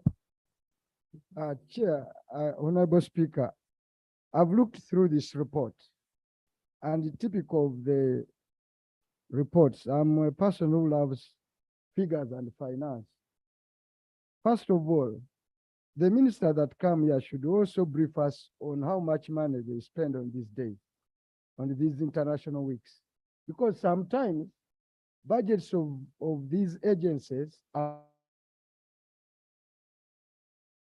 should have spoken to the financial needs in actual figures to alleviate this situation. And you ask Parliament for action. When we come to the budgeting process, this report should have informed us of your financial needs and what you have, what are the funding gaps, but it is silent. Thank you. Honorable Minister, Honorable Chivumbi is giving this area support. Yeah, thank you so much. And I want to thank the honorable colleagues. Most of them have given compliments of the day, and I want to appreciate that on behalf of the deaf community. Right, Honorable Speaker, the issues people have brought here are critical issues. And I think some of them, like for education, which Honorable Kenya has brought is the issue. We are trying to get now schools like the city schools to have units, like a classroom aside, so that you learn, because we are talking of inclusion, and you come back to this committee after instruction. So that's one of the strategies we are trying to sell to Minister of Education. This mine is a coordinating ministry. I also want to say that recently in the Ministry of Health, they used to train some of the workers to know sign language. The challenge with sign language, when you don't practice, then you lose it. But I think it's something that we are going to take on board for advocacy and ensure that we bring it on. And then Honorable Achon, deaf people are very good sports people. They play football, they play volleyball, and one of the activities we are going to do is that one, and they can dance and they can do the MDD. I think you have seen me talking of a beauty pageant, and some of these girls are going to show, and usually deaf girls are very beautiful. I want to see enough. Yes. I also want to, the issue of my brother, Honorable Chivumbi, is critical, but right now, Speaker, I am planning, we have a commitment which were passed by this government in February. We are working as a ministry, look at all those sectors, education, health, whatever, and then put a and I thought at this point, let me talk about this, but bring a detailed one so that it covers all the disabilities other than just the deaf. But I'm going to categorize in a way that he looks at different disabilities, because you'll find albinos need sunscreen, ABCD. I'll not be coming for every piecemeal. So we are working on a comprehensive one to bring to this parliament, and I pray that I'll get your support. And then lastly, I think the issue of data, I didn't put it here, and I think I've noted it, and we shall take care of that as we shall present more information. Thank you so much, Right Honorable Speaker. Thank you. A very strong appeal. This house can be represented by Honorable Court, Honorable Rugumayo. You've been reminded that we should be inclusive when we are marrying. The deaf are beautiful. So please, colleagues who are not yet married, please represent us. We need that quota. Now, and Honorable Chivumbi can add on. I know he has one, he still has a gap of 3, according to his religion. So, colleagues, we've come to Prime Minister's time clock. Item number 4 on the order paper, Prime Minister's time. Right, Honorable Prime Minister.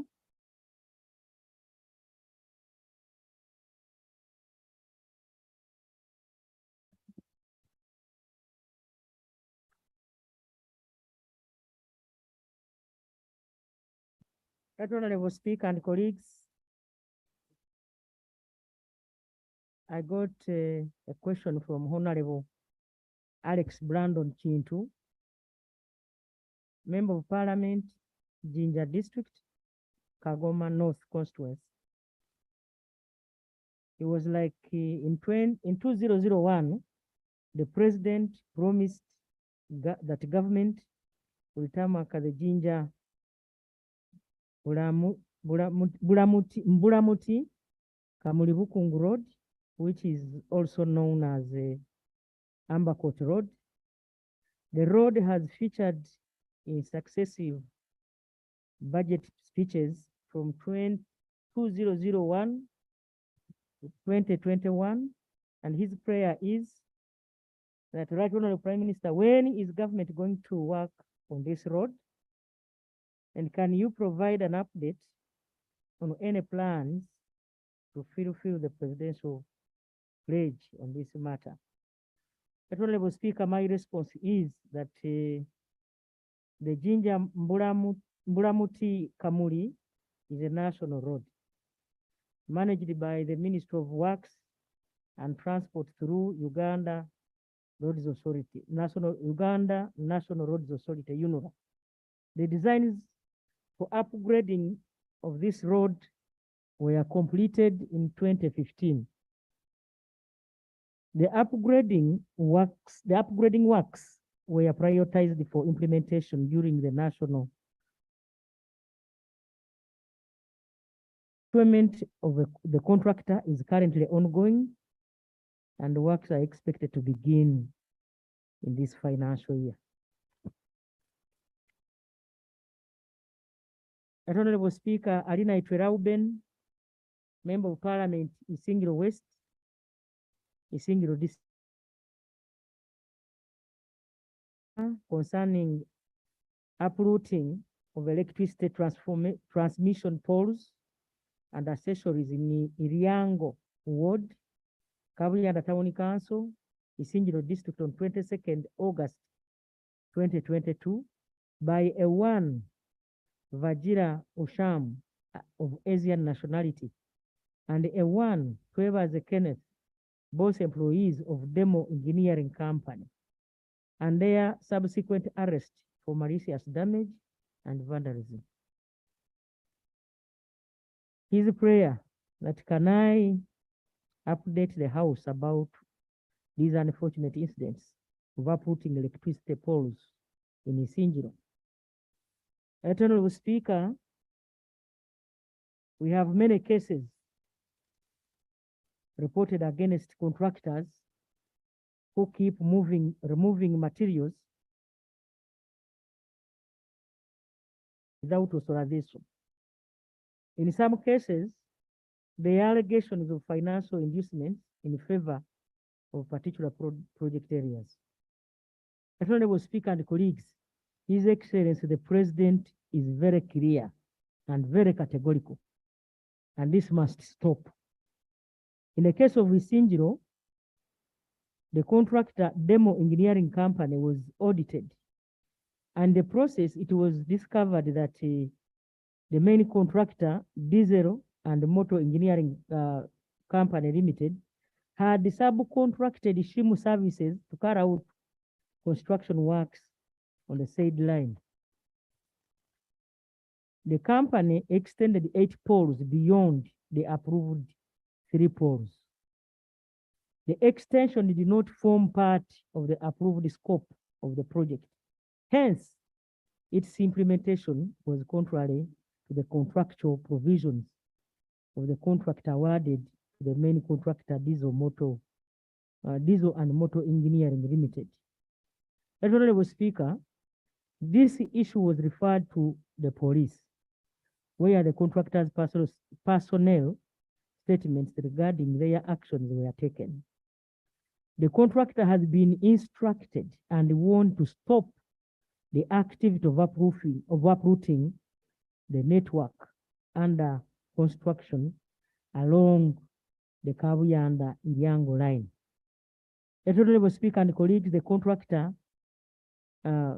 contract management committee or team has been instructed to assess the financial impact of the additional scope of work of the extended 8 poles beyond the approved 3 poles, so as to mobilize additional funds that shall cater for the construction costs.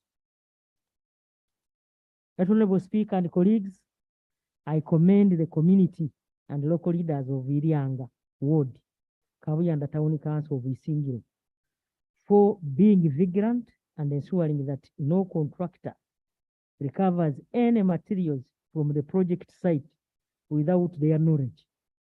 Such project activities should follow proper procedure and authorization.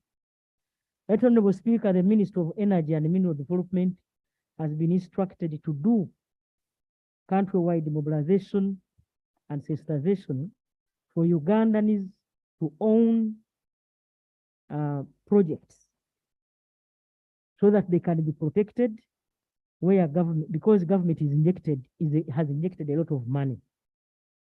Honorable Achayo Juliet, Member of Parliament Ngora, the government recently introduced a policy of parents feeding their children in both primary and secondary school, and to be secondary school to be compulsory. While parents are struggling with availing scholastic materials and paying fees, government is adding parents a burden of paying for milk to be given to the children at school.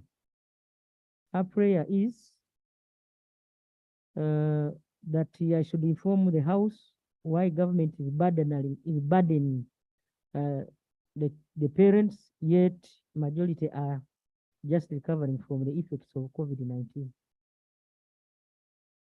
Honorable Speaker, on 27th October 2017, the government through the Ministry of Education and Sports launched the parents-led school feeding model, where parents or guardians take charge of feeding their children in school.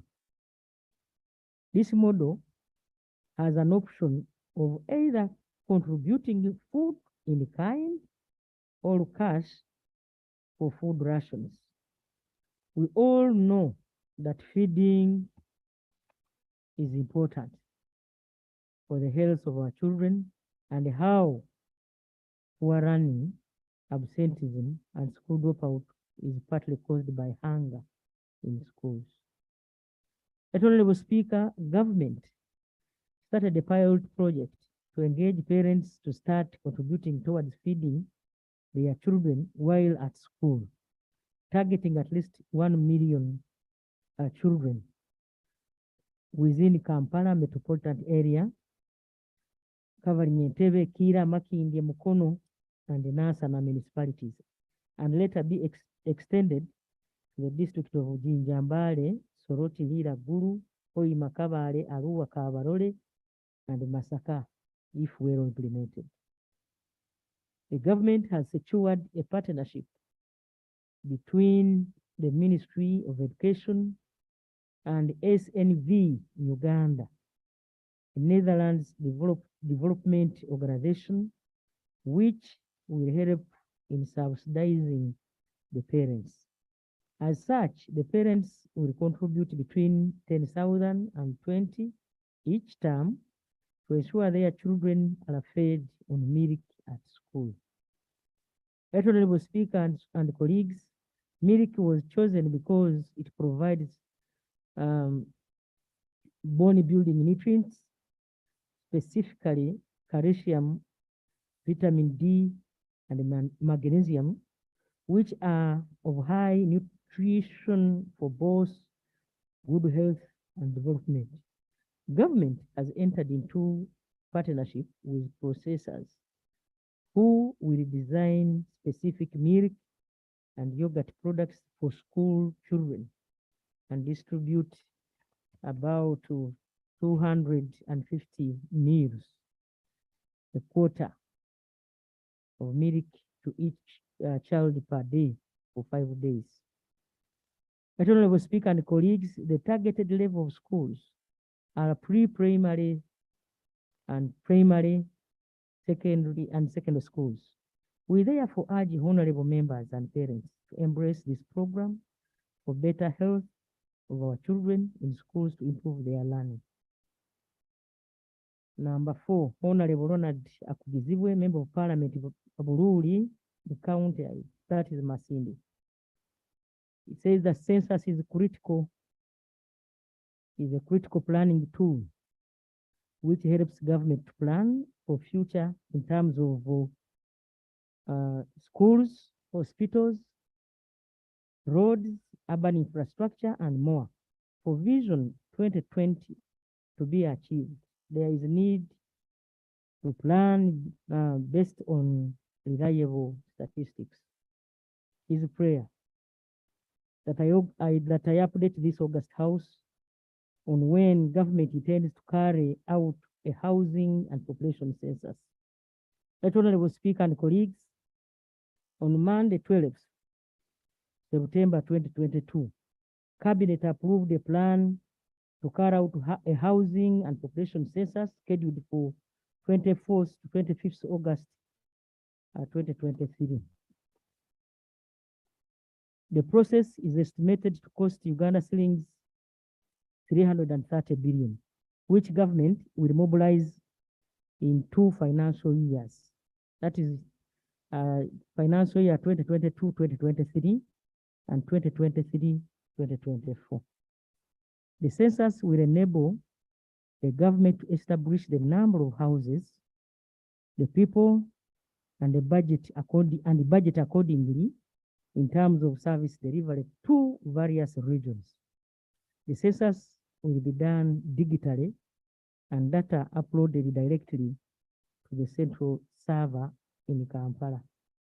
Honorable Speaker and colleagues, this year, the Ministry of Finance, Planning and Economic Development, through Uganda Bureau of Statistics, shall be procuring IT devices which will be used in the exercise.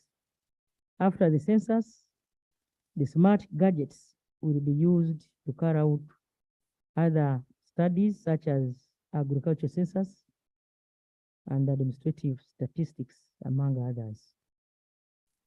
Question number 5 came from Honorable Fiona Nyamutoro, the National Youth MP. Says that there are about 13 million people in urban centers in the country, and that over 50% of Ugandans by the year 2050 will be in cities, yet housing is still a challenge in urban centers. Last week, His Excellency the President launched a multi-billion housing project in Ruvowa under NSSF. Her prayer that what is the status of Solana Ruvowa housing project and its benefit to the people of Uganda. My response, Right Honorable Speaker and colleagues, is that on Thursday, 8th September 2022, His Excellency the President commissioned the first phase of 1.4 trillion Solana Ruvowa housing project. Close to 31 million US dollars has been invested on construction materials that have been sourced from local industries. The project created over 1,500 direct jobs and 3,200 indirect jobs through construction of this project. These numbers will increase as the project is implemented the next 8 phases. It is estimated that over 50% of Ugandans by the year 2050 will be in cities, yet housing is an integral part in developing our nation. This project will reshape the future of housing in this country, since it will have a multiplier impact.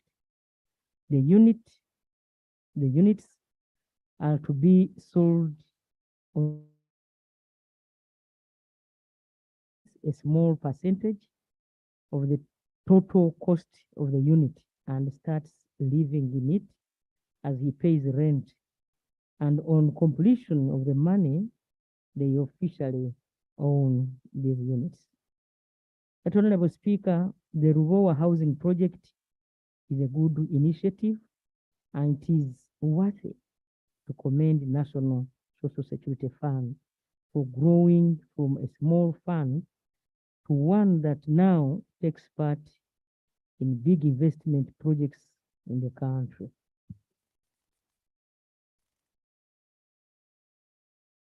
Honorable Court Boniface, Youth Representative, Northern Uganda. He says, as a country, we need a salary review commission to regularize and harmonize salaries in all public offices. His prayer that what is the update on the establishment of the Salary Review Commission? Honorable Speaker and colleagues, the issue of establishment of a national body to determine pay commenced in 2014 when the Ministry of Public Service presented the Cabinet Memorandum of CT 2014-89 on the principles of the establishment of the National Salary Commission Bill 2014. CT 2014, however, deferred the paper until the discussions of the then ongoing constitutional amendment are concluded. Honorable Speaker, the constitutional amendments did not put into account the matter of establishment of the body as investigated, as envisaged. His Excellency the President, consequently, at a cabinet meeting held on 2nd August 2021, and a cabinet minute 160 CT 2021, directed the Ministry of Public Service to prepare and present to Cabinet a paper on the status update on the authorization of the Salary Review Commission.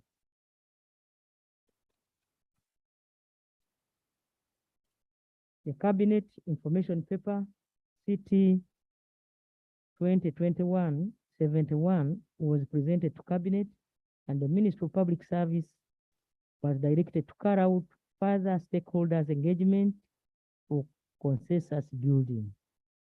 The Ministry sought a written memoranda from the Parliamentary Commission, the Local Government Finance Commission, Judicial Service Commission, Health Service Commission, Education Service Commission, Public Service Commission, Equal Opportunities Commission, Local Government Finance Commission, Prisons Authority, Police Authority, Ministry of Defense and Veteran Affairs, Attorney General, the Solicitor General, Law Reform Commission, National Planning Authority, the Chairperson of the Consultative Council, the Ministry of Labor, Gender and Social Development.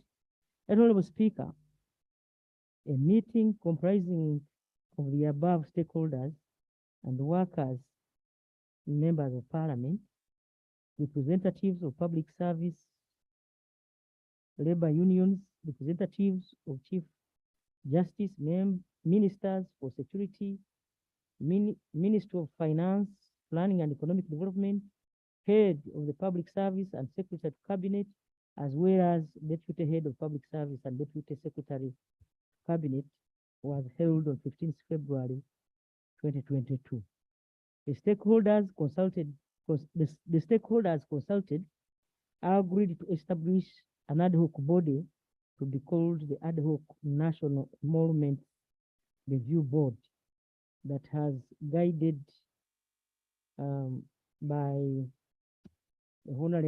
was guided by the Honorable Attorney General. The body should be ad hoc in nature, established through a policy developed by the Ministry of Public Service in accordance with Section 7 of the Public Service Act 2008 and approved by Cabinet. Honorable Speaker and colleagues, the Ministry of Public Service is in the process of carrying out a regulatory impact assessment. The regulatory impact assessment shall guide the development of the policy on establishment and functioning of the Ad Hoc National Emolument Review Board. The ministry will then prepare a cabinet memorandum and functions of the Ad Hoc National Emolument Review Board. The board will then be constituted and inaugurated to commence business, starting with carrying out a comprehensive job evaluation, review of the existing pay and benefit systems, and rationalization of the salary and benefits in the whole government. Government, through the Ministry of Public Service, is committed to implementing the roadmap to the establishment of the Ad Hoc National Emolument Review Board. We count on the support of the honorable members of Parliament and all stakeholders in order to achieve the objective of establishing a central body to determine pay and benefits for all public officers who draw salaries and allowances from the consolidated fund. Let Honorable Speaker and colleagues, I beg submit. Thank you, Right Honorable Prime Minister. Colleagues, I now open up for oral questions.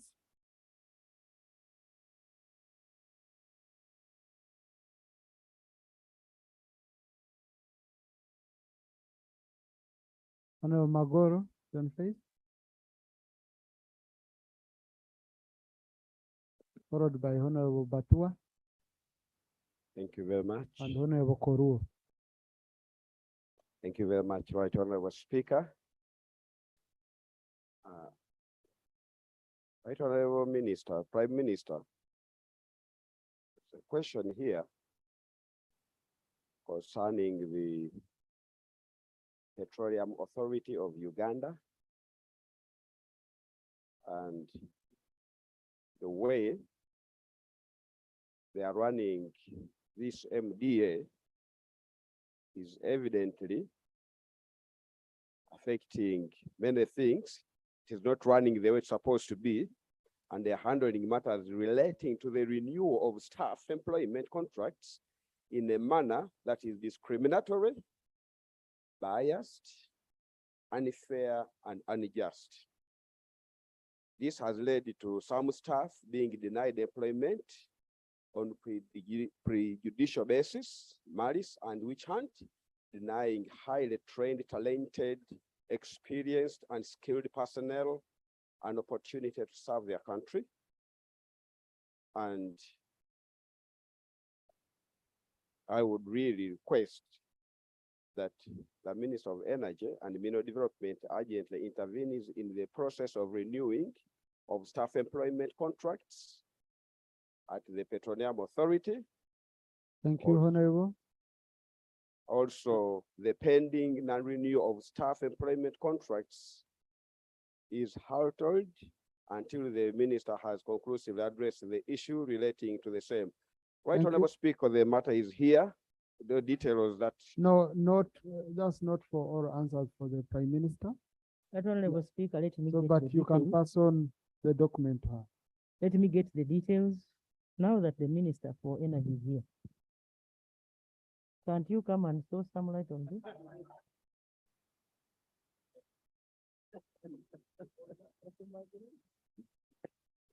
Right Honorable Speaker, I would like to thank the Right Honorable Prime Minister for passing over the microphone to me. The complaint has reached our offices, and we have set a team. Switch on, Honorable Minister. Switch on the microphone. Thank you very much. I'm saying the complaint has reached our tables. We have sat down to get a tribunal to listen to these issues, so that if there is any unfairness on the part of our staff who have been there, the matter will be handled. Thank you. Colleagues, it's only 1 minute. Strict to the clerk, please set one. There is no follow-up questions on Prime Minister's time. That's what your rules say. Honorable Batua? Yeah, Right Honorable Speaker. Jinja has been a town for over 100 years, since 1907. Today it is a city. It has only one landfill. 10 days ago, the residents of Jinja can no longer access the only landfill in Jinja city. One man has captured it, he has seized it, he has put a container, 40-foot container in the access route. He has deployed private security guards. The RCC, resident city commissioner, is helpless. The elders convened a meeting with RCC, discussing how they are going to host the Nabanja guests, the Nyege people, because the town is filthy. But the RCC was helpless. He failed to deploy Uganda police to go and arrest the privately deployed guards. Prayer. Yet we even have a barracks, but the RCC is now the prayer, Right Honorable Speaker. Please. People are Right stranded. Can no, you call honorable the police colleague, to... Honorable colleague, don't add yourself time. Take your seat. If you can't know how to use 1 minute, it's not my problem. The Prime Minister speaks. Right Honorable Speaker and colleagues, I will institute a team, and I promise tomorrow. I cannot deceive you that I will do it today because I'm still here. Tomorrow, the team will be going to Jinja to investigate under which circumstance does this man now block our road and grab people's land? I will get reports from the RCC and I will come back here, Right Honorable Speaker, and report. No, Right Honorable Prime Minister, finish it from there. In case a member is not satisfied, that's when We can come team back. up. I will team up. with the Honorable member. Koruo. Thank you very much, Right Honorable Speaker. My question to the Prime Minister is about lack of security patrol vehicle in Katakwi district for over 5 years. Thieves have now taken advantage to load the cows on a daily basis on enclosed cows, on enclosed vehicles. The RDC has reported in less than 3 weeks, more than 30 cows have been taken. My prayer, the Ministry of Internal Affairs should avail the district the patrol car, since even Olilim Police Training School is in Katakwi. How do you train the police without even knowing what they call a patrol car? And lastly, the people who have been, the cows have been taken, let these people be compensated. Right Honorable Prime Minister. Honorable Speaker and colleagues, I am aware of that issue. And we have had a number of meetings to see how best we can help the RDC and the DPC of that area. But I'm going to involve high authorities in police so that they can send there the Yusutu, this police that is trained to handle cattle safety in your area, so that you have a unit. Thank you. Pachito Mudimi Wagahungu. Thank you, Right Honorable Speaker. Right Honorable Speaker, this week the country woke up to the rude shock that we lost about 10 children in the district of Pakwach, and this is reported to be emanating from food poisoning of the cassava they ate. It is not clear, Right Honorable Speaker, whether it is about the variety of the cassava or the processing. And the reports from the district indicate that they've sent samples to the National Analytical Laboratory. I would like to know from the Right Honorable Prime Minister what interventions government is taking or is planning or has already taken for the people of Pakwach district, for the families that have lost, because this cassava can find itself on the market, either in restaurants or in schools. We would want to know whether the samples have been, the results are out. Right Honorable Prime Minister. Honorable Speaker, I'm aware of that incident. And it is through the investigative arm of government that we got those samples brought to Wandegea. We are waiting for a report, which I believe will come out today. In the meantime, I have instructed our people to send food to Pakwach, so that those people who are struggling to look for what to eat cannot eat that cassava. Then two, the fishing community that changed the way of survival. You know, government removed these small boats which were killing them, and also removed these illegal nets. And some people, that was their livelihood. We have informed the president about this, and we know very soon they will also be given Kubasumbusa. Thank you. Thank you. Anywaruki Mwijuchi Ojara. Thank you, Right Honorable Speaker. Right Honorable Speaker, Geregere sub-county in Agago district is in total darkness.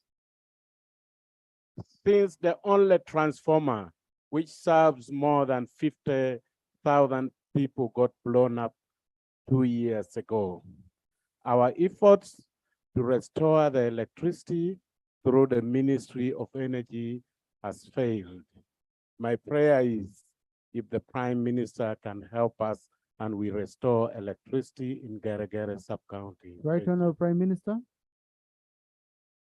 Now that the minister is here, I'm instructing him in your presence to handle that matter immediately. Right, Honorable Prime Minister, that's a good one. Mwijuche? Thank you so much, Right Honorable Speaker. Right Honorable Speaker, on Tuesday, I raised the matter in respect to the disconnection of Uweju and the neighboring districts. Due to the heavy rains that the bridges were washed away, the roads are cut off, and we can't go to Uganda, Shemab, Uweju. We are really stuck. We are now landlocked, like I said the other day. And whereas I'm supposed to go to Uweju tomorrow, I cannot go. I have to remain here.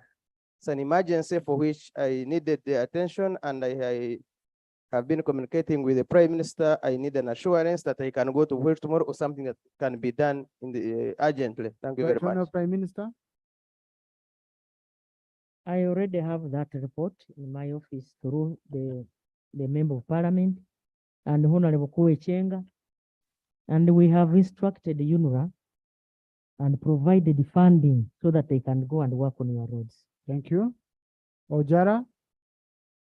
Yeah, thank you, Right Honorable Speaker. Right Honorable Speaker, gold is actually one of the minerals that is now highly exported in Uganda. And when you check the balance of payment for Uganda 2021, according to UBOS, you realize that it's not even captured as part of one of the leading exports Uganda is actually doing now. The Right Honorable Prime Minister, I think it's within your docket to inform this House how gold is being explored, and also the companies which are now exporting this gold deposit. And you update also the Parliament with the mineral maps of Uganda, because the local whose minerals deposit are found there, they are asking for royalty. So I think this is a Right Honorable Prime Minister? Right Honorable Speaker and colleagues, Cabinet, under the wise leadership of Yoweri Kaguta Museveni, came up with a strategy, and we stopped exportation of raw materials, including gold. But now that the minister is here, I don't want to direct him. Let him come and tell you.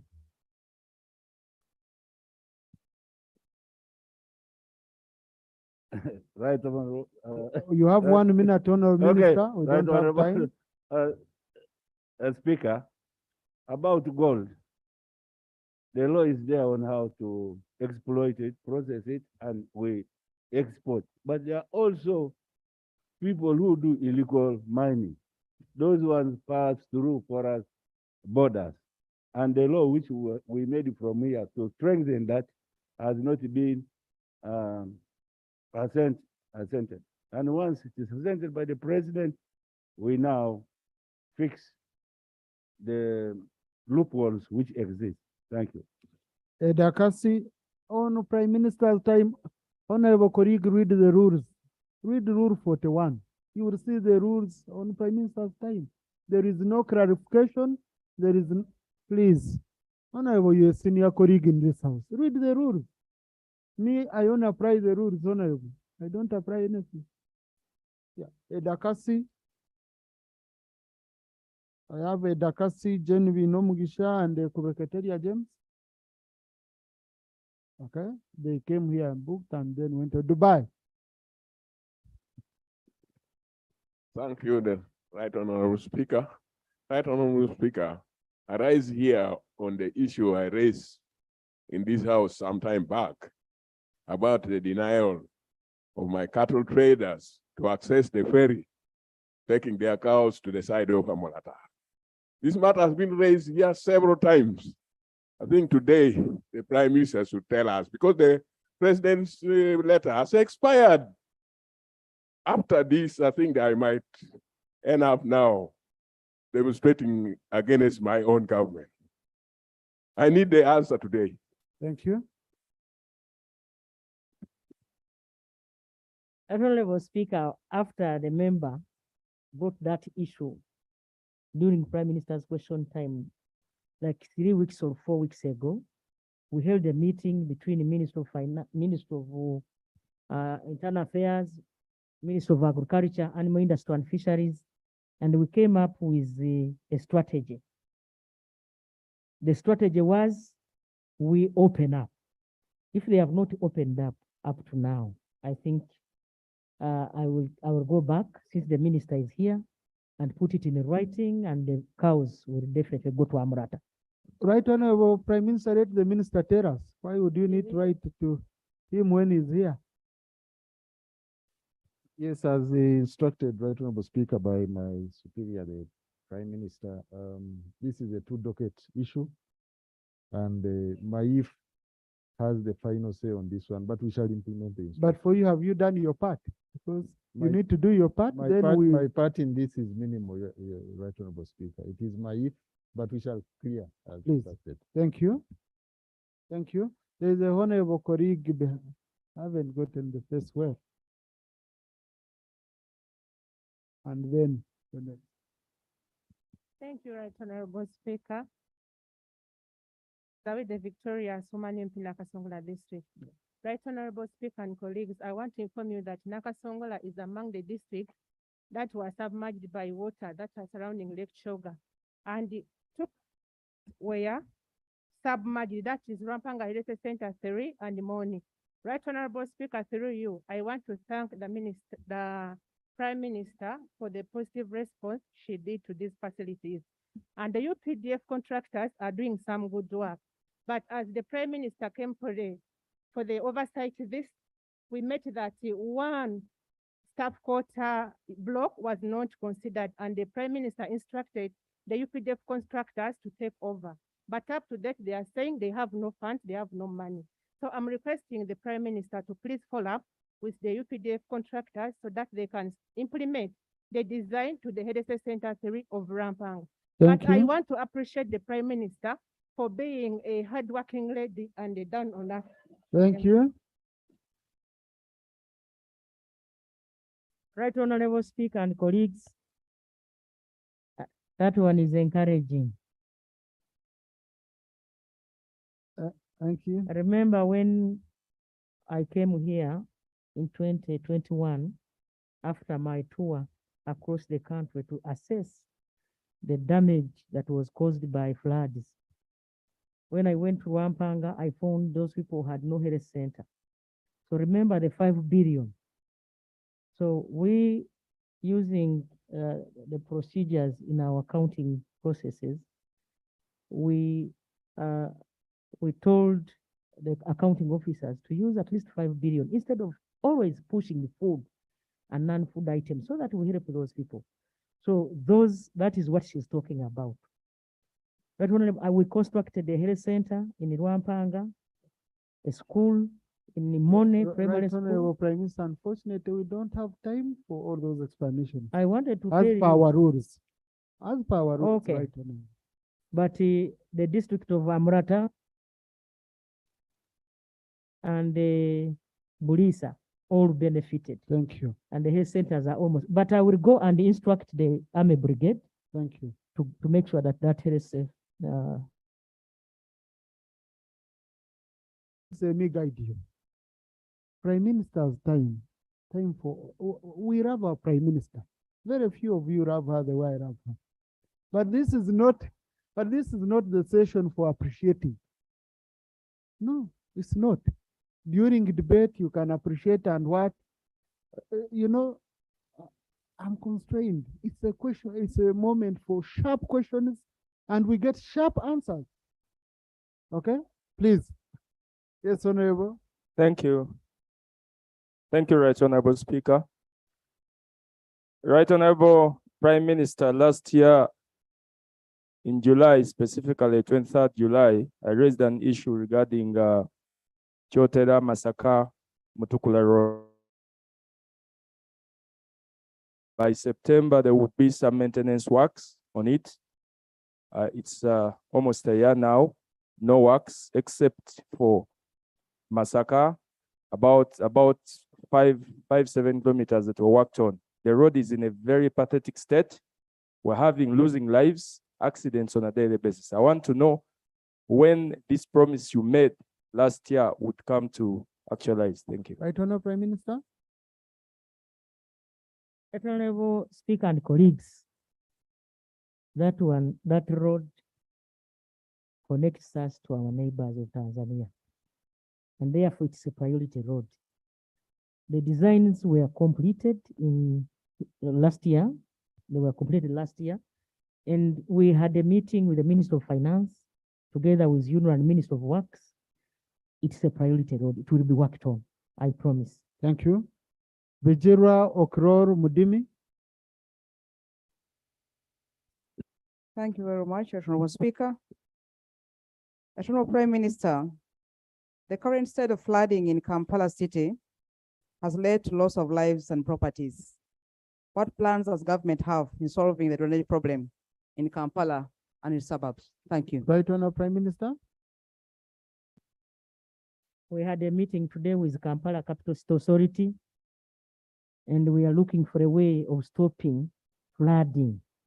But we are also appealing to the general public to stop disposing of polyethylene bags, these plastic water bottles anyhow, because they are the ones that are clogging the drainage system. However, I will come back here with a report so that you people can be given what we have come up with in order to help flooding in Kampala. Thank you, Right Honorable Prime Minister. The Minister for Kampala is required to bring a statement to that effect. She promised, so on Tuesday, she should be in the House. Okra. Thank you, Right Honorable Speaker. Generally, I have a humble question to the Prime Minister in respect of the plight of our roads in Katakwi. Majority of our roads in Katakwi are Maram. It's only one tarmac route going through up to Karamoja. But you find that because of the floods, geographically we're disadvantaged that Katakwi is on the lower belt of Karamoja, so we're susceptible to floods. Currently, as we talk, the road from Katakwi going through Suktongongoja, where even the second citizen of this country comes from, has issues. It's cut off by floods and the roads are ravaged. Going to Obobo, all of them, they are big ditches. When you go to the regional office of UNRWA, they tell you they don't have fuel, they don't have the equipment. It's becoming a very big problem. The response population is suffering because Right Honorable Prime Minister, we kindly appeal that you come to the plight of that. Immediate rescue should be done to those roads. Right, Right Honorable Prime Minister, on top of that road, whereas the Minister for Works was able to access my area and do assessment, now even on foot, I don't think he can access Rindanos. Even on foot, he cannot walk there. You know, completely washed off. Right Honorable Speaker. I don't know whether I should also cry here. You have already done it. You know, it's, Right Honorable Speaker and colleagues, the Vice President had raised this issue, and the Minister of Works and Transport, because that road, we want to put caravans so that we can raise that road, because the Vice President had talked about it. And UNRWA will go and work on that road, including your road, Right Honorable Speaker. Oh, I'm clapping. Honorable Mudimi. Right Honorable Prime Minister, last week, the Rogoni County experienced floods and the mudslides. As I was there, we shared on WhatsApp your teams. I got the information that your teams are coming for assessment. So up to now, there's nobody for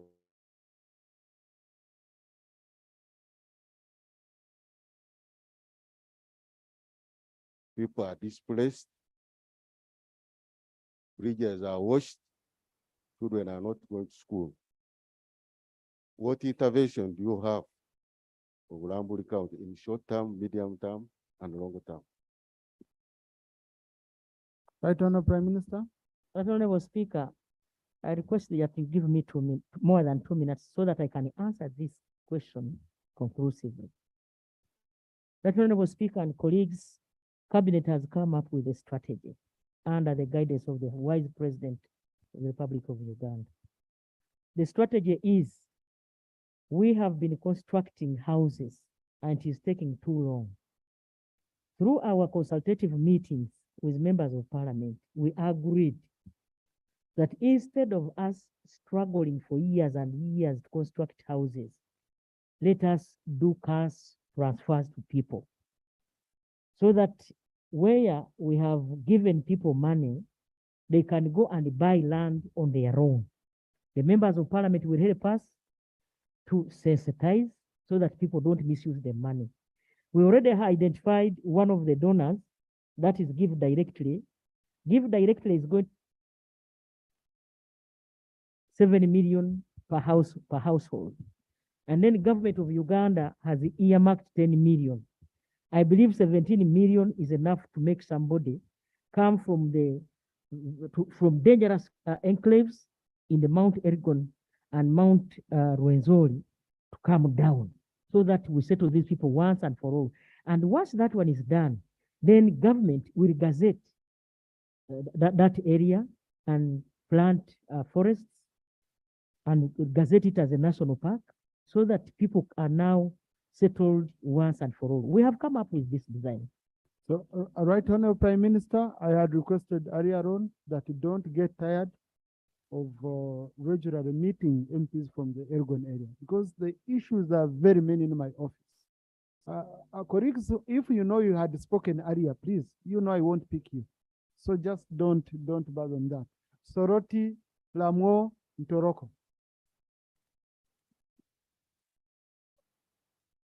Thank you so much, Mr. Speaker. My issue is at the Soroti Regional Referral Hospital. In July, Madam Prime Minister was in Soroti and promised that she would work on the floodlights in the theater. Up to now, the theater people are using bright torches other than the floodlights. And then two, also our delivery bed at the maternity side is only one and it's as new as 1954. My question is, when are you delivering to your promise that you made to us in Soroti City? Thank you. Right Honorable Prime Minister. It is true I was in Soroti. And you know the results. Honorable Ariko is there. And I want to commit government that we shall work on those floodlights. And let me now direct my sister here. Go and take floodlights there in the theater. Lamo.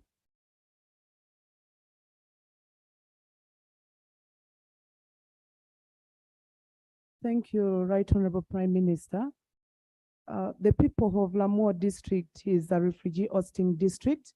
We have about close to 60,000 refugees from South Sudan. In Lamour district, we don't have a general hospital. We are being served through Padibe Health Center 4. Recently, in February, UNHCR and Ministry of Health commissioners in search of infrastructure went to Lamour to do assessment on the elevation and upgrade of the facility to be elevated to the general hospital. But up to now, Right Honorable Prime Minister, we haven't got feedback. It is upon our prayers that the government of Uganda, through your office, you upgrade Padibe Health Center 4 to a general hospital. Otherwise, Padibe is constrained. I beg to Right Honorable submit. Prime Thank Minister. you. That I have an answer. We are going to use funds will be upgraded. Thank you. Ntoroko. Thank you. Right Honorable Prime Minister, there is a UNRWA road from Karugutu Town Council going to Kanara Town Council in Ntoroko district. And this road takes goods to Congo. And it's a very busy road. But for the last 2 years, UNRWA has not maintained this road and now it is impassable. People are sleeping in the Toro Semlik Game Reserve. And the most transport used now is motorcycles, and it's very insecure. This is the place where they killed our NRM chairperson. So I'm calling upon the Prime Minister and requesting her to order UNRWA to maintain this road, because for the last 2 years it's not maintained and it's in a bad state. Thank you. Right Honorable Prime Minister. Right Honorable Speaker and colleagues, it is true that most roads in the country have been having issues, and they still have issues because of what you know that happened in the last 2 years because of COVID-19. But yesterday and today, we have had a meeting with the ministry, and we are going to work on those roads, I promise. Thank you. There are colleagues whose names I've forgotten sitting here, or, Honorable is a honorable colleague next to Honorable Matia. Okay? And then the one behind Dr. Young. Thank you, Right Honorable Speaker. For the recalled, I'm Kanyike Ronald Evans, Member of Parliament for Bukoto East, Masaka District. My concern to the Prime Minister is regarding to a new report on the business in Uganda, which shows up to 55% of Uganda who opened business in the last 5 years have closed due to decline in capital, high cost of inputs, COVID disruptions, and heavy taxation. This information is contained in a national report done by a non-government organization called WEZA. My question to the Right Honorable Prime Minister, if you picked, if you didn't. Honorable Speaker and colleagues, the member is saying that most of our businesses don't last for long. You start business today and tomorrow, it does not see its second birthday. And government has come up with strategies. We have the Minister for Cooperatives here. Please. Thank you very much, Right Honorable Speaker. Colleagues, businesses don't last for long because there is lack of a critical analysis for a business venture. What we needed to do is to carry out a mindset change that people can strictly analyze the type of business they want to do, how profitable it can be. So this is a challenge we have, that the government. What are you doing about it, Honorable Minister? Switch on the microphone. The government is strategically engaged in us telling people to, one, do business in an organized way. We also want to encourage them to do business that are and add value and be able to export. That's what I have. Honorable Minister, it's okay. But kindly, I will request you to bring a statement in regard to this question so that we can have a comprehensive debate. Also obliged, Right Honorable Speaker. Yeah, please, in 1 week's time. Honorable. Thank you very much, the Right Honorable Speaker. Agnes is my name. I rise to present my concern about Nebi Goli Zombo roads. I think over the social media, we are all seeing what is happening. And Nebi Goli route is one of the routes that gives a lot of income or tax to our government. As we talk now, we are completely cut off. And as we are cut off, our government is also losing a lot of revenue. May the Prime Minister give an answer today so that my soul is at rest. Thank you. Right, Honorable Prime Minister, that road connects us to the Congo, the DRC. Right Honorable Speaker and colleagues, during cabinet debate on Monday, that road came up, and the president directed the concerned minister, that's Minister of Works, to make sure that that road is made motorable. And I believe the plan is there for government to help that area because we get a lot of revenue from that. Thank you. Honorable colleague, let your soul rest, but not in eternal peace. Thank you so much. Thank you so much, Right Honorable Speaker. Binji Patrick Inyaz Butemba Chankwanzi. Honorable colleagues, we all appreciate the role of our RDCs in our respective districts. In Chankwanzi, we've had 3 RDCs in the previous 3 months, and I'm told the 4th one just settled in yesterday. When you are still introducing an RDC and is still getting acquainted with the projects in the area, another one is coming in. Right Honorable Prime Minister, what explains the sudden deployment and transfers of RDCs? Thank you. Right Honorable Prime Minister, she was once an RDC. Right Honorable Speaker and colleagues, if this is happening, it is regrettable. I am going to take up the matter, inform the president, if this is true, that members in that position are being transferred anyhow. It's not Thank you. acceptable because a member, I was an RDC, when you go in an area, you get to know the people, you get to know the geography, you get to know, you set in place a number of things because you had security. Thank So, let Honorable Speaker, I promise that this will be handled. Honorable Gilbert Oranya.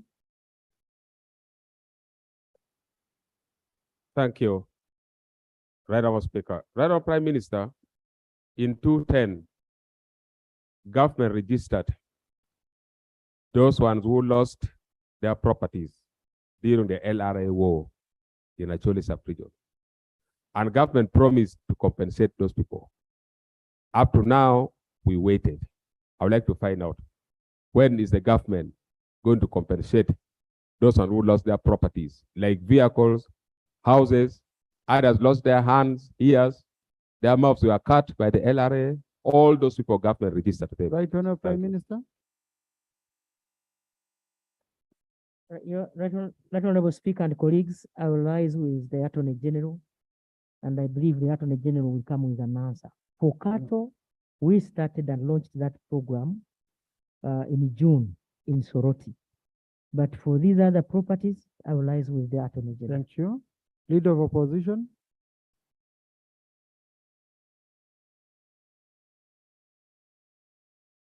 Right Honorable Speaker, thank you. One, let me start with the Prime Minister's response to the people of Mountain Elgon. Right Honorable Speaker, give direct. You closed it during COVID because it was trying to give out money and you closed it. Now you are saying in Mountain Elgon it's going to give out money. Where have you found the newfound, where have you gotten the newfound love? And what could have gone wrong during the COVID period that this agency was closed, now you are in love with it, and it's giving money in Mountain Elgon? Too much love. Second one, Right Honorable Speaker, the Prime Minister has spoken about population census. We are careful about the timing of the census, Right Honorable Speaker. The timing of the population census determines representation of people.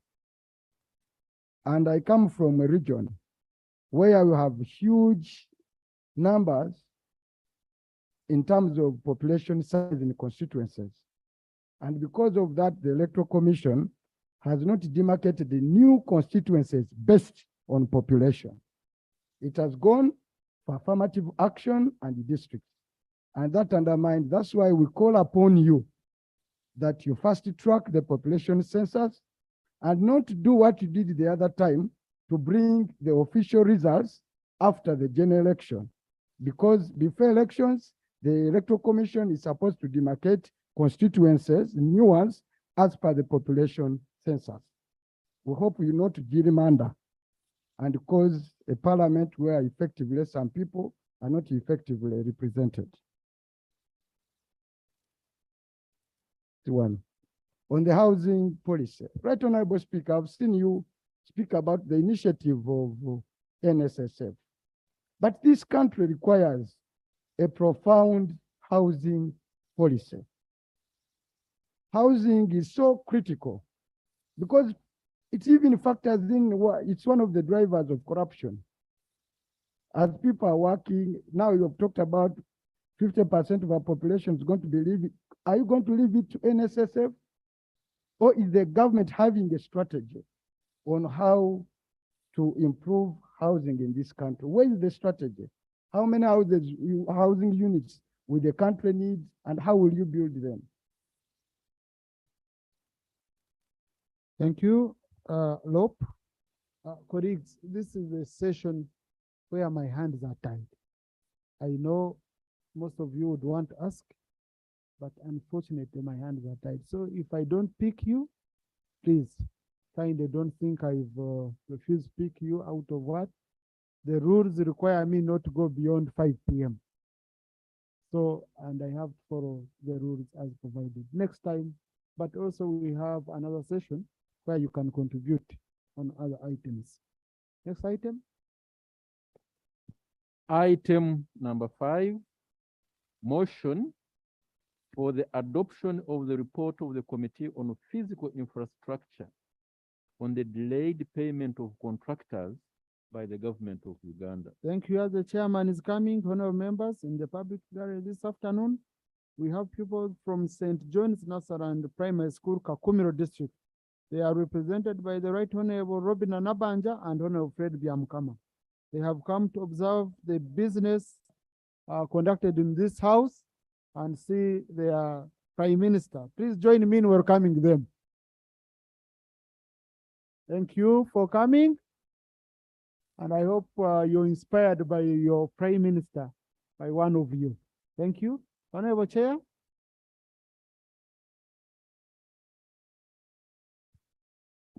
Chair, you have stricted 20 minutes because I need 40 minutes of debate. Thank you, Right Honorable Speaker.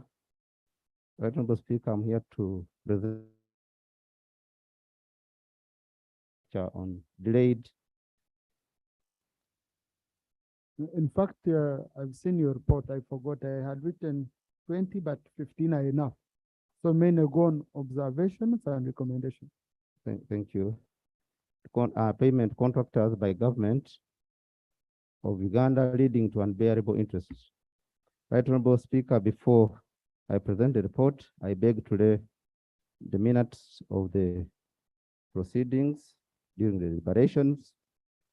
I also beg to lay the report on table. I beg to lay. Right Honorable Speaker and honorable colleagues, on 4th May 2022, Honorable Richard Sevamala, MP for Koto Central, Masaka, raised a matter of national importance regarding budget separation, particularly in the road sector. Yes, Erito Chairman. Right Honorable Prime Minister, I would be glad if you can instruct one of your officers to call at least one of the ministers of works to be here to help you. Because we have very many ministers in that docket, and this affects their day-to-day operations as minister. Go on, Chair. Thank you, Right Honorable Speaker. And Right Honorable Speaker, Honorable Sevamala stated that there was interest to a tune of 334 million per day arising out of accumulation to payment due to these contractors, that is by Uganda National Road Authority. Right Honorable Speaker directed the Committee on Physical Infrastructure to investigate the matter. The committee proceeded to interrogate debts owed by government to construction companies and the attendant skyrocketing interest charged to the consolidated fund arising therefrom. The committee also concurrently considered a petition to the Right Honorable Speaker from the National Association of Building and Civil Engineering Contractors, UNABSEC, on delayed payment at contractors. Right Honorable Speaker, by the Hansard of 4th May 2022, also held a meeting with the UNRWA and the Ministry of Works and Transport. The committee also held a meeting with the Uganda National Association of Building and Civil Engineering Contractors. The committee also held a meeting with the Ministry of Finance, Planning and Economic Development. And the committee also perused through the PPD Act 2003 as amended and the procurement guidelines. Submission from stakeholders. UNABSEC in their submission, they stated that they are a non-profit member-driven national trade association of over 396 genuine contractors and other organizations engaged in the construction sector in Uganda. And the core purpose of the organization is commitment to improve performance in the construction industry by championing better regulation and enhancement of operational integrity. UNABSEC raised the following issues, Right Honorable Speaker. One was delayed payment, and they said the major factor the one was delayed payments, and which is a major factor that has negatively affected local contractors, and that UNRWA, the major employer of UNABSEC members, owes UNABSEC members over 500 billion in arrears. That was as of 11th May 2022. And the other government entities that owe UNABSEC members included the Ministry of Works and Transport, Ministry of Water and Environment, Ministry of Land, Housing and Urban Development, Ministry of Health, Ministry of Education and Sports, and the various district local governments. And consequently, some members have lost security, which they used in acquiring loans for executing these government projects. They also said that contractors have been frustrated and hindered from performing ongoing works, and accordingly failed to pay workers, taxes, and other statutory obligations like NSSF, insurance, and other partnership commitments. They also say that penalties have overwhelmingly accumulated as Uganda Revenue Authority had continued to fine the contractors for delaying to pay the requisite taxes like VAT. They also say that commercial banks are losing confidence in government-funded projects due to contractual breach, and this has made the projects less competitive and more expensive. They also said that continued non-payment to contractors has suppressed related manufacturing and small businesses along the supply chain, and that the limited participation of has led to increased exposure of Ugandans to foreign exploitation. They also stated that Uganda's delay or government's delay to pay local contractors has frustrated the growth of its own national providers, contrary to the objectives of Vision 2040 and NDP 3. The prayers from UNABSEC were: one, a supplementary budget be approved to enable payment of all outstanding arrears to contractors. Two, government through means of finance, planning, economic development to fast track the reversal of budget cuts and instead the 40% budget to all MDAs responsible for infrastructure to UNABSEC as a tool to restore confidence in banks and other suppliers owed by UNABSEC members until outstanding arrears are cleared. The other one was to engage Bank of Uganda management. Chairman, can you tell us your observation? Yes. You know, you got all this story. Just tell us your observations and recommendations. Okay, Chair, briefly, we had a presentation from UNABSEC.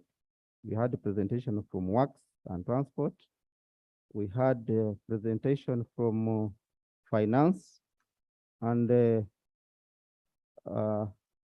first observation. So that's part of the methodology. So yes, that's good. Yes.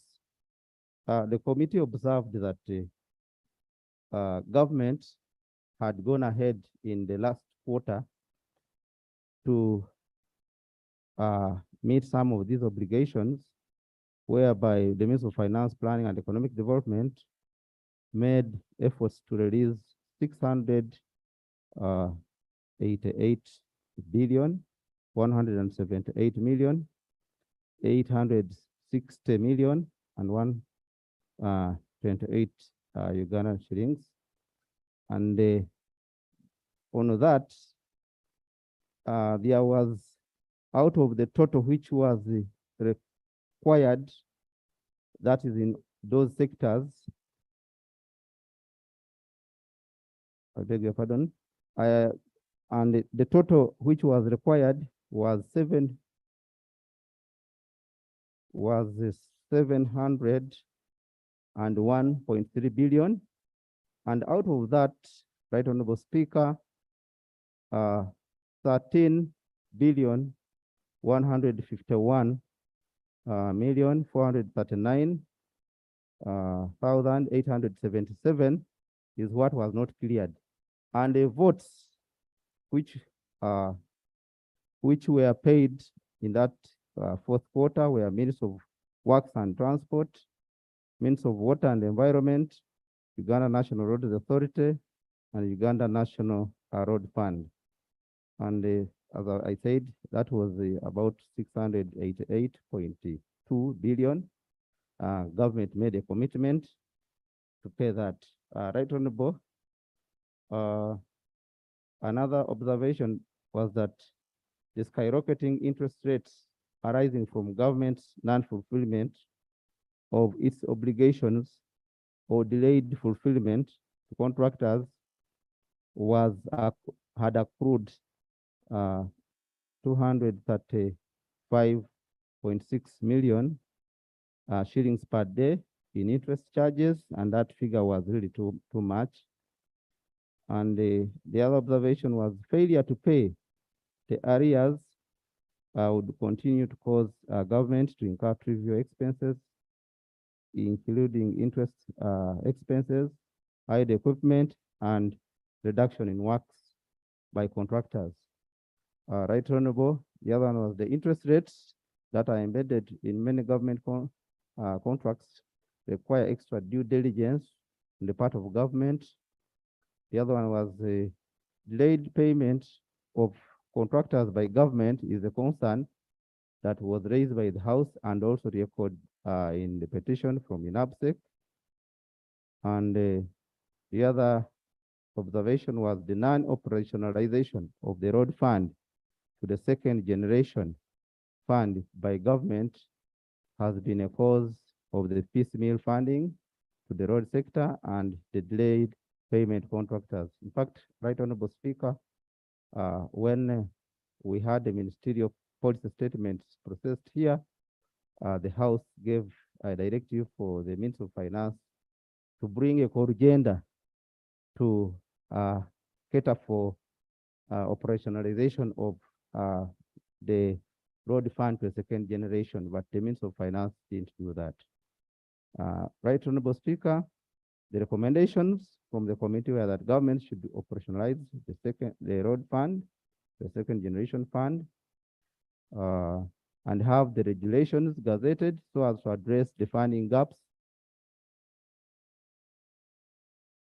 from future budget cuts across the board without taking into consideration contracts undertaken by MDAs. 3, government should honor its obligations where commitments were made to contractors to avoid the unnecessary hemorrhage. And 4 was greater due diligence should be taken to ensure that all contracts entered into by government are implementable. General observation was the committee appreciated the concerns of INABSEC in regard to the need to protect the private sector in Uganda, and it was noted that delayed payments by government to local contractors had led to the collapse of many companies, and the committee observed that the collapse of the contractors derailed Uganda's journey towards the achievement of SDGs 1, 8, and 9, as well as contradicting the objectives of Vision 2040 and NDP 3. In conclusion, Right Honorable Speaker, the committee considers that MDA's, specifically means of works and transport, UNRWA, and the main contributors to the deficit of 573.5 billion, which was accruing interest at a rate of 15% per annum, and resulting interest amounting to UGX 255.6 billion per day, and that the non-payment of certificates arose due to the shortfalls in funding and the 40% budget cuts across the board. I beg to move that this report is adopted. Right Honorable Speaker, there is a summary of the contractors, a schedule of contractors amounting as annex at the end, as annex 4, amounting to 115 billion 331 million 561,636 shillings, which UNAPSEC presented, and that is the schedule that was really in dire need of being payment. I beg submit. Thank you, Chair. I mean, from the report, it shows that if we don't pay this money for a year, we'd be incurring interest of over 60 billion. Over 60 billion. You get it? No, just look at page 7, Minister of Works are on. Okay. Outstanding, because when they say votes that submitted outstanding certificates, okay, invoices to contractors for consideration, around 180 billion for Minister of Works are on.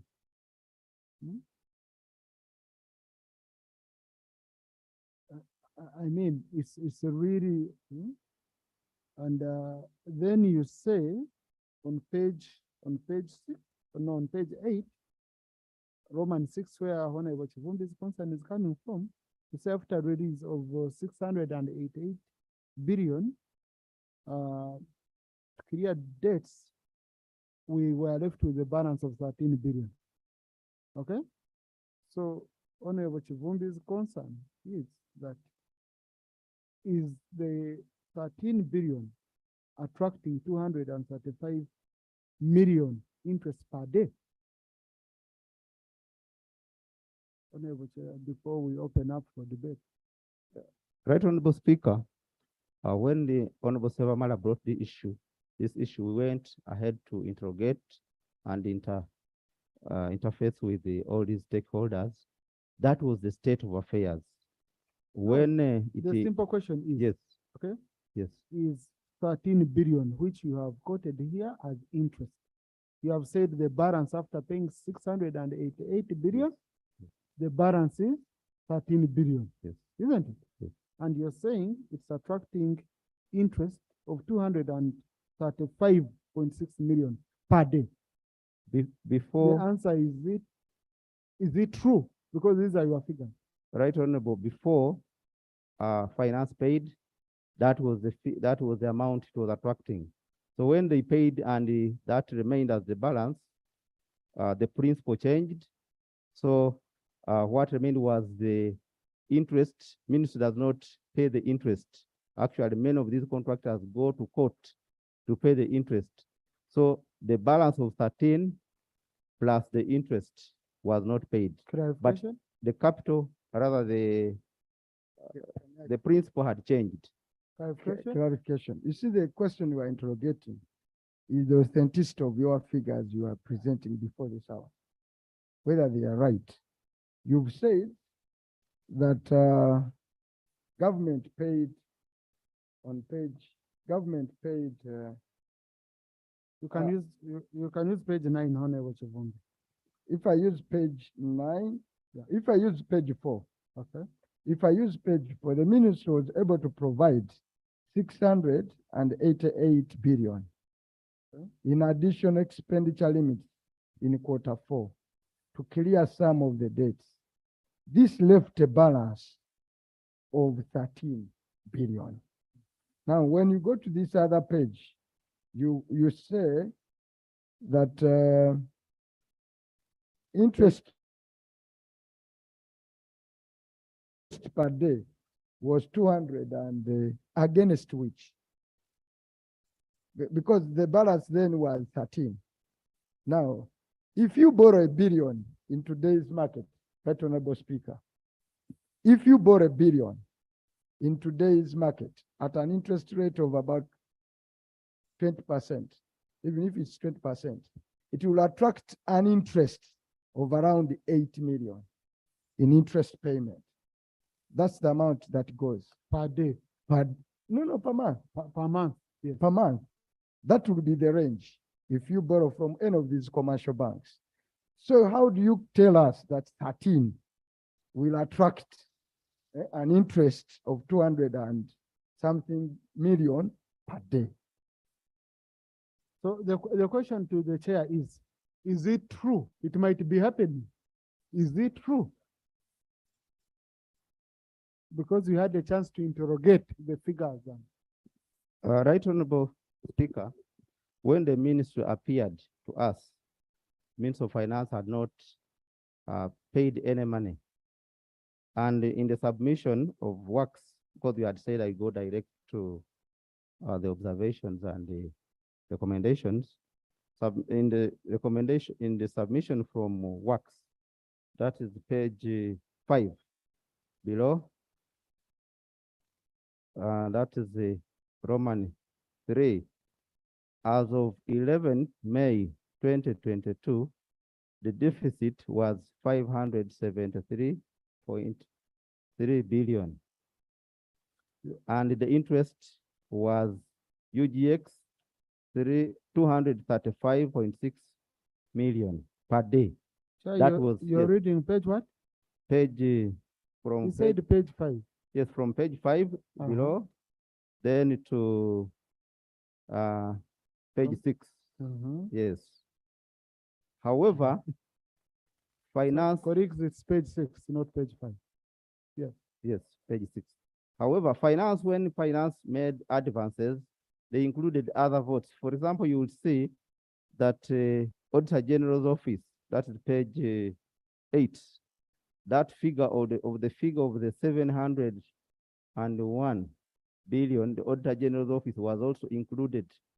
But since we are only handling the money due to the construction industry from the petition, that money also accounts for the balance, as you can see.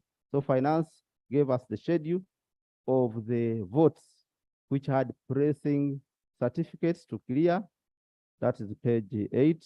You can see that schedule. It starts from page 7 to 8.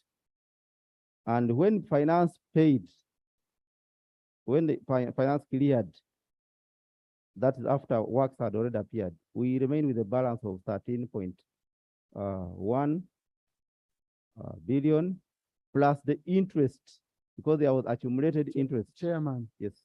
Chairman, kindly. Your report is very complicated, yet the question was very simple. And then the way you also conclude, you again emphasize the same figure in conclusion. Okay? This will be totally, misleading. So, Chairman, go back with your committee, update the report, clean it up, so that you have a report that is easy to debate. This is totally, whoever can read this report will ask himself which country. Even the government whom opposes cannot believe that it can be doing this. So please, Chairman, go back, study the report properly, and make it very easy. Our question, it was very simple. The member's question was simple. He said that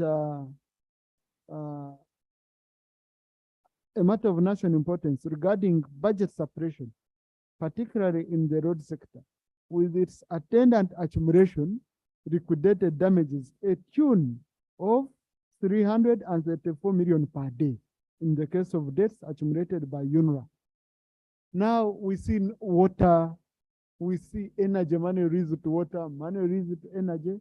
In your conclusion, you should have told us whether this was true or not, because he stated a clear figure. Okay? In your conclusion. Now, in your conclusion, Honorable Chair, you say the committee considers that MDS, specifically Ministry of Works and UNRWA, are the main contributors to the deficit of the 573.5 billion with accruing interest rate of 15% per annum and the resulting interest charges amounting Uganda shillings 235.6 billion per day. Now, if you report this today, then it means that at least by the time of signing, the county was paying 235.6 billion per day. At least by the time of signing. Yes. No, even in the conclusion, they are saying billion. You read. Yeah, you read. This is the report. I'm reading from the report. And it will go on the Hansard. So please, this is a clear matter. Chairman, please go back.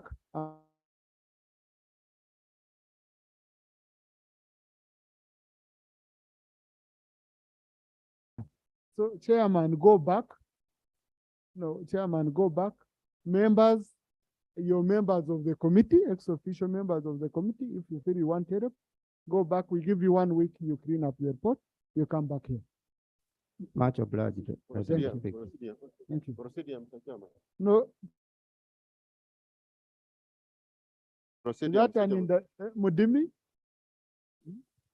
Right, Honorable Speaker, since the report has been referred, it has the fundamental errors. Is it not procedure right for the chairperson to formally withdraw the report? The answer with those fundamental. No, I was going to make a further ruling of expunging his submission from the record of Expunged Parliament. from the record of Parliament. Yeah. Honorable Amos.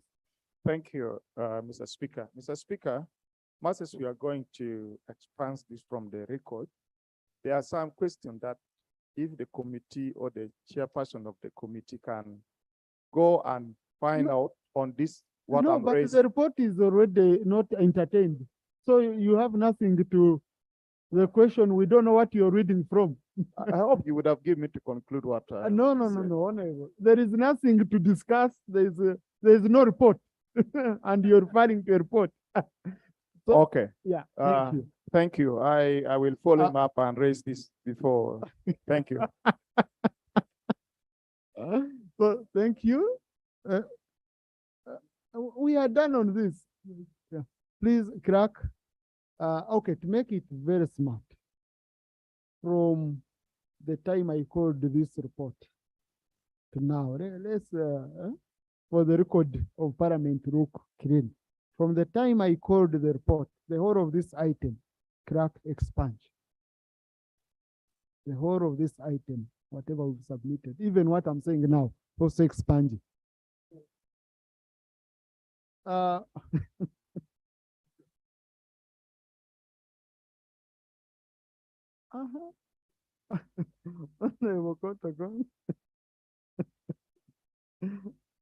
Mr. Speaker, you have made a ruling, and I don't want to challenge your ruling, but I'd like the motion to come from the member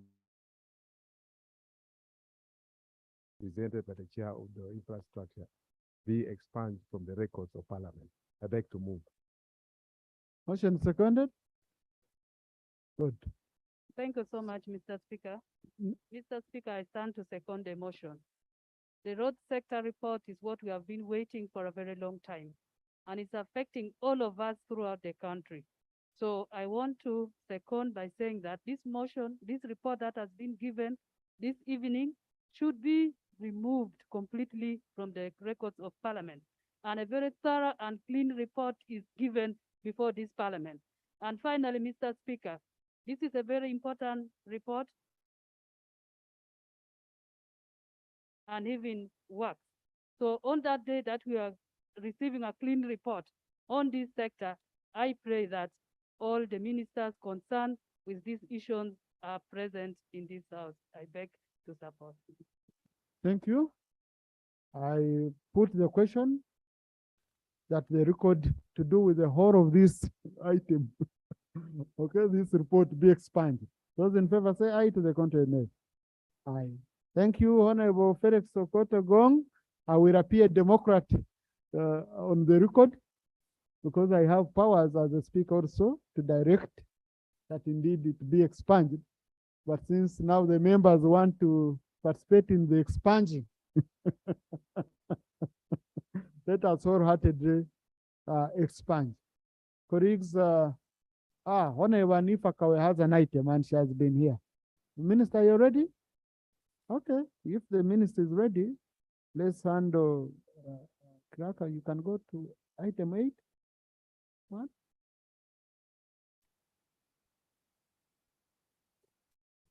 Item 81. Thank you. Response by the Minister of Health on the urgent question of monkeypox in Uganda. Thank you.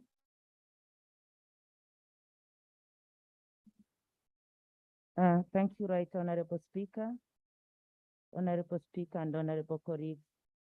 This statement has been here before the House for some time, and I'll do the diligence to deliver it within the 5 minutes that has been accorded to me. Right Honorable Speaker and honorable members, I will take this opportunity to respond to a question raised by Honorable Mukasa Arosias, MP for Rubaga South, seeking clarification on monkeypox in Uganda and the risk factors including sexual transmission. Right Honorable Speaker, honorable members, the Director General of World Health Organization on the 23rd of July 2022 declared the monkeypox outbreak a public health emergency of international concern. This followed failure as the International Health Regulation Committee to reach a consensus in the 2 separate meetings. From 1st January 2020 to 2nd September 2022, a total of 52,015 laboratory confirmed cases have been so far reported in 102 countries globally, with 18 deaths, of which 7 occurred in the African. And these, the African member states, right? Uganda is not inclusive among them, but I'll have to read the states that were indicated. A high proportion of 99% of these cases have been reported from countries without previously documented monkeypox transmission. So far, only 1%, that is 145 cases, of the global number of cases has been reported from the said African countries that have previously reported a case. There is observed low severity with few reported hospitalizations.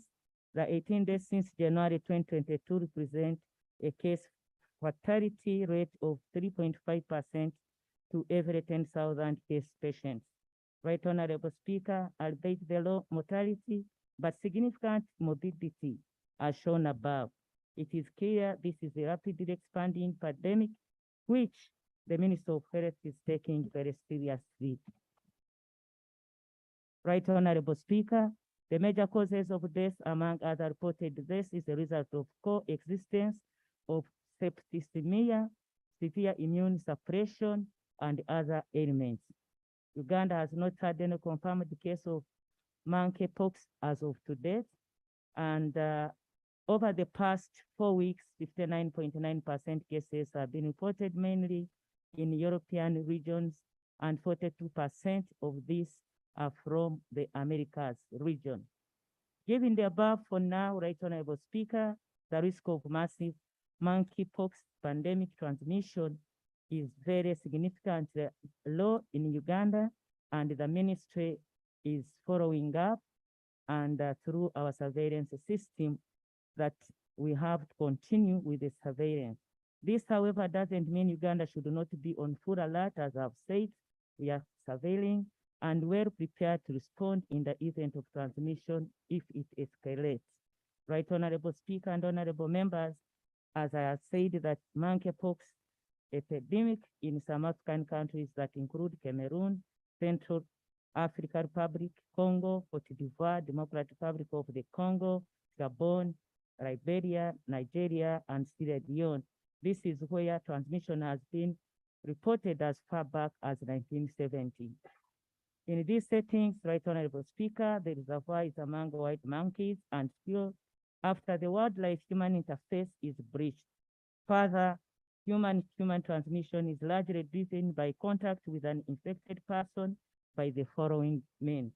One, most reported mode of transmission is through contact during sex. B, during sex. Person-to-person contact, close contact with skin lesions and body fluids, ulcers, lesions or sores in the mouth and other mucocutaneous lesions. Inhaling contaminated particles or virus, usually in close proximity. Common exposure settings include parties, bars, and large gatherings. Right Honorable Speaker, evidence available so far indicate that the highest risk factor is sexual transmission, mainly by men who have sex with men. Men by men who have sex with men. Historically, the sexual component of transmission in the endemic African countries has been observed to contribute less to human transmission of monkeypox than has been observed in the ongoing global outbreak, mainly in the European countries and the Americas. Right Honorable Speaker and Honorable Members, as is required by the international health regulations on declaration of a public health emergency of international concern, member states are mandated to put in place measures to respond and mitigate the effects of the pandemic. Therefore, in this regard, the Ministry of Health has activated the COVID-19 incident management system to support the monkeypox response in addition to the continuing work on COVID-19 surveillance. The Ministry of Health will ride on the success of the already existing COVID-19 incident management team and all its structures to effectively tackle monkeypox. As part of this assignment, assessment of response capacities has been undertaken. Right Honorable Speaker, honorable members, in the immediate, the Ministry of Health is finalizing the preparedness response plan with consultation with the One Health approach with other partners handling animal health. And in this plan, the Ministry will evaluate the potential of transmission, conduct baseline surveys to understand the potential transmission dynamics, as well to prioritize the response intervention. The Director General Services alerted the nation through a press release. Further, there has been issued circulars to all healthcare workers on case of detection, education, and management. All district health officers and directors of regional hospitals, alongside with the disease surveillance and laboratory focused persons, have been oriented on the monkeypox response and management, and both the district and the regional hospitals. The minister has had 2 prime-time media discussions on monkeypox and increased public awareness that is continuous. Right Honorable Speaker, honorable members, to date we have received 34 suspected alerts and have turned out all negative. Initially, in absence of diagnostic capacity for monkeypox virus, samples were shipped to the National Institute for Communicable Diseases Laboratory in South Africa. However, this capacity has been developed at Uganda Virus Research Institute with support of our partners, World Health Organization, and to date, the country has got the capacity, the labs at UVRI, NR, and what to handle the case. Right, Honorable Speaker, honorable members, as I conclude, monkeypox belongs to the poxviridae family. to which smallpox and cowpox also belong. I think the doctors know this better now. Since the declaration by the Third World Health Assembly on May 8, 1990, of the eradication of smallpox in one of the most successful public health interventions through vaccination and cessation of smallpox vaccination thereafter. As a result, there is attendant increase in the global population of susceptible individuals to monkeypox. Therefore, this indicates that there is limited immune protection to monkeypox should major transmission occur. Right, Honorable Speaker, honorable colleagues. The good news, however, is that the risk of transmission today in Uganda remains significantly low. As I have said, that the major transmission is man to man, and as you are aware, in Uganda, there is no man to man, the sexual transmission. That is why the risk is still very low, and the Ministry of Health will continue from time to time to carry out risk assessment, to examine and revise the interventions accordingly, and up to date and update the nation on whatever the risks of the monkeypox in case that the case becomes severe. I thank you, Right Honorable Speaker. I thank honorable colleagues, and I pray that we also. No, no. I the pray that rules. we observe the risks and the transmission pattern. Thank you so much. Thank you, thank you. Thank you, Honorable Minister. No, honorable colleagues, the rules are very clear on such a responses. Only a supplementary question can be brought under Rule 44, sub Rule 2. So and it can only come from the member who asked the question. So Honorable Rogers Mukasa, if he's not around, I hereby adjourn the House to Tuesday next week at 2 p.m.